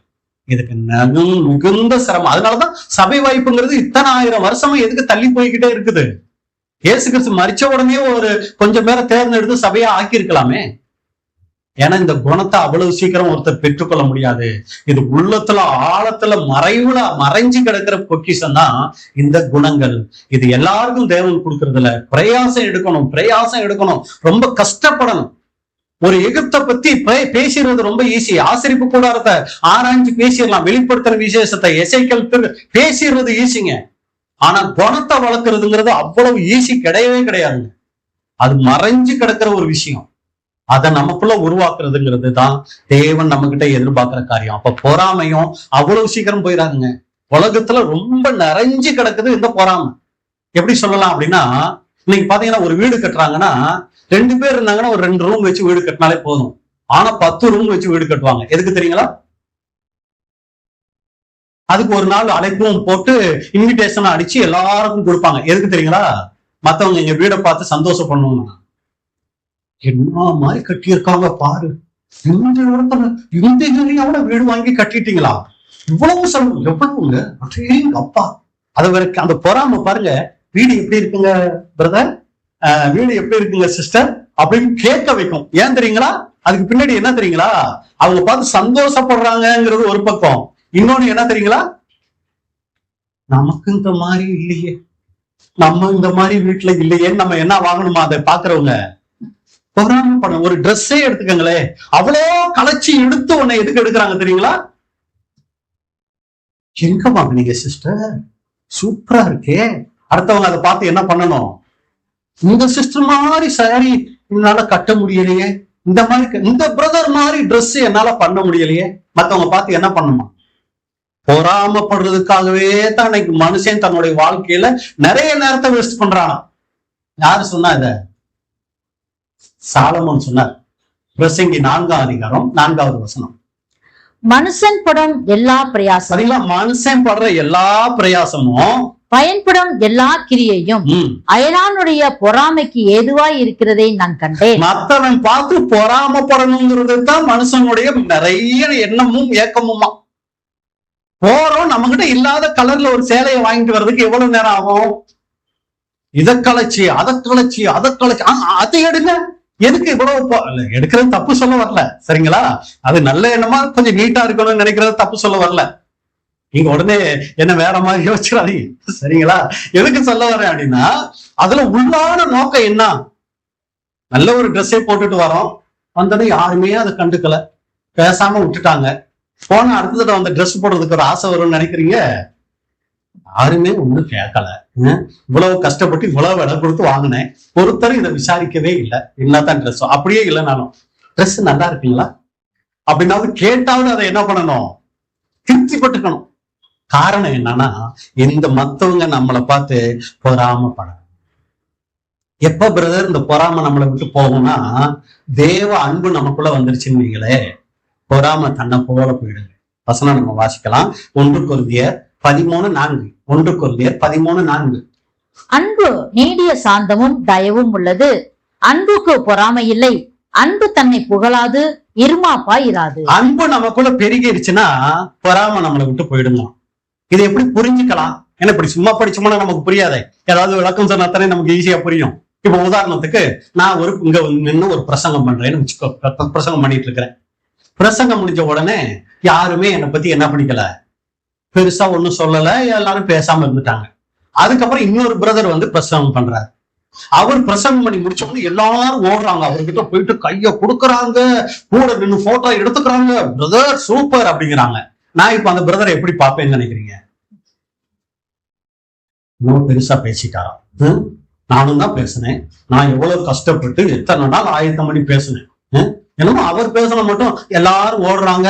இப்ப அவர் மேல நமக்கு என்ன மை வரும் இல்லைங்களா? பொறாம வரும். இப்ப இதே இன்னொரு சீன். இப்ப நான் பேசுறேன், அதே மாதிரி வந்துட்டேன், யாருமே கண்டுக்கல. அடுத்து என் மகனுக்கு சப்ஜெக்ட் வாங்கி கொடுத்துட்டாங்க. இப்ப என் மகன் பேசுறாரு. அதே மாதிரி அவர் போன உடனே எல்லாரும் அவரை போய் கட்டி பிடிச்சு முத்தம் கொடுத்து நின்று போட்டோ எடுத்து இது பண்றாங்க. இதை நான் இப்ப பாக்குறேன். இப்ப எனக்கு எப்படி இருக்கும்? ஒரே சந்தோஷம். ஐயோ பரவாயில்ல, என் பையன் என்ன விட என்ன பண்ணிருக்கிறான், எல்லாரும் நல்லா இதா பண்றாங்க அப்படின்னு சொல்லி அது சந்தோஷம். ஏன் என்ன காரணம்? அந்த சகோதரன் மேல வராதது என் பையன் மேல இப்ப வருது. என்ன காரணம்? என் மகன் மேல எனக்கு இருக்கிற அன்பு. புரிஞ்சு இல்லைங்களா? இப்ப விளக்கம் இதைத்தாங்க சொல்லியிருக்கு. அன்புக்கு என்ன கிடையாது? பொறாமை இல்லை. அப்ப அன்புக்குரிய சகோதரர்களே, இந்த அன்பை நமக்கு எல்லார் மேலையும் வரணும்னு அவர் ஆசைப்படுறாரு. இப்படி வந்துச்சுன்னா நம்ம யார் மேலையும் என்ன வராது? நமக்கு பொறாம வராது. இது அவ்வளவு சீக்கிரமும் நமக்கு வராது. கேட்கணும், அந்த அன்பை எனக்கு கொடுங்க. பாருங்கப்பா, இந்த வேலையை என் குடும்பத்துல இருக்க என் மகன் செஞ்சிருந்தா எனக்கு எவ்வளவு சந்தோஷம் இருக்கும், எங்க அப்பா செஞ்சிருந்தா எனக்கு எவ்வளவு சந்தோஷம். இதைத்தானே இவங்களும் என் மகன் அப்பா இவங்க தானே என் சகோதர சகோதரிகள். ஏன் எனக்கு அந்த பொறாம வருது? வரக்கூடாது இல்ல? அப்ப எங்கேயோ நான் அடிமையா தானே இருக்கிறேன் பாவத்துக்கு, என்ன விடுதலை செய்யுங்கன்னு கதறணும். அப்பதான் தேவன் இதையும் கூட நமக்கு அங்க மாற்றுவார். அப்ப யாரு மேல பிரதர் பொறாமப்படலாம்? இந்த உலகத்துல இருக்காங்களே அவங்க மேல பொறாமப்படலாமா பிரதர் அப்படின்னா, நீதிமொழிகள் 23:17 வசனம். நீதிமொழிகள் 23:17. உன் மனதை பாவிகள் மேல் பொறாமை கொள்ள விடாதே, நீ நாடோறும் கர்த்தரை பற்றும் பயத்தோடு இரு. யாருக்கு மேல கூட பொறாமப்படக்கூடாது? இந்த உலகத்துல இருக்கவங்க மேல கூட பொறாமப்படக்கூடாது. சுத்தமா நமக்குள்ள என்ன இருக்கக்கூடாது? இந்த மையே இருக்கக்கூடாது. இந்த மைய வச்சோம்னா அது நம்ம வாழ்க்கையவே என்ன பண்ணிடும்? கெடுத்துரும். அதனால இந்த மைய நம்மளை விட்டு அகற்றணும். அப்ப யார் மேலையும் நமக்கு என்ன வரக்கூடாதுன்னா பொறாமை வரக்கூடாது. இதுதான் அன்புக்குரிய சகோதர சகோதரிகளே, மை அப்படிங்கிற தலைப்பின்களை இன்னைக்கு நம்ம பார்த்துட்ட விஷயம். அப்ப இப்படியாய் தேவன் நமக்கு என்ன பண்ணிருக்கிறார் அப்படின்னு சொல்லி பாத்தீங்கன்னா, நமக்கு இந்த ஒரு காரியங்களை அங்க கொடுத்திருக்கிறார். அப்ப தேவன் விரும்புகிற இந்த தாழ்மை, பொறுமை, உண்மை இதுல எல்லாம் நம்ம வளரும் போது, தேவன் வெறுக்கக்கூடிய அந்த பெருமை, கீழ்ப்படியாமை, பொறாமை இதையெல்லாம் நம்மளை விட்டு நீக்கும் போது தேவன் எப்படிப்பட்டவரா இருக்காருன்னா, உண்மை உள்ளவராக இருந்து நமக்கு ஆசீர்வாதங்கள் தராரு. என்ன ஆசீர்வாதம் தராரு? சாகாமை. இன்னொரு வகையில சொன்னா அழியாமை.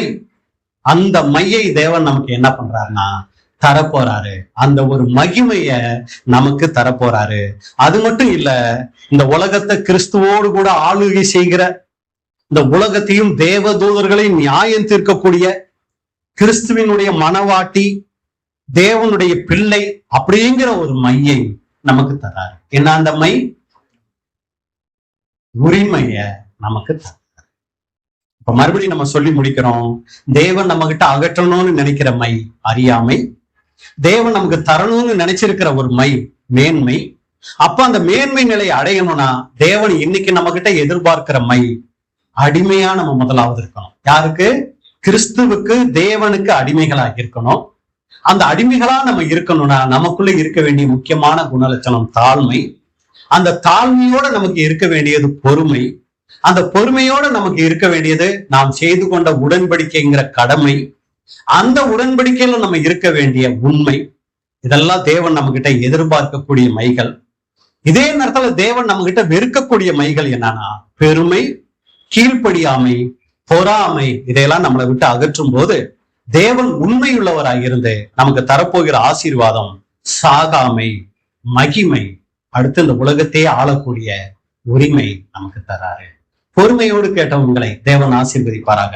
இப்படிப்பட்டதான வாய்ப்பை கொடுத்த பிதாவாகிய தேவனுக்கும் ஆண்டவராகிய இயேசு கிறிஸ்துவுக்கும் அன்புக்குரிய சகோதர சகோதரிகளுக்கும் என்னுடைய நன்றியை தெரிவித்துக் கொள்கிறேன். தேவனுடைய நாமம் மகிமைப்படுவதாக.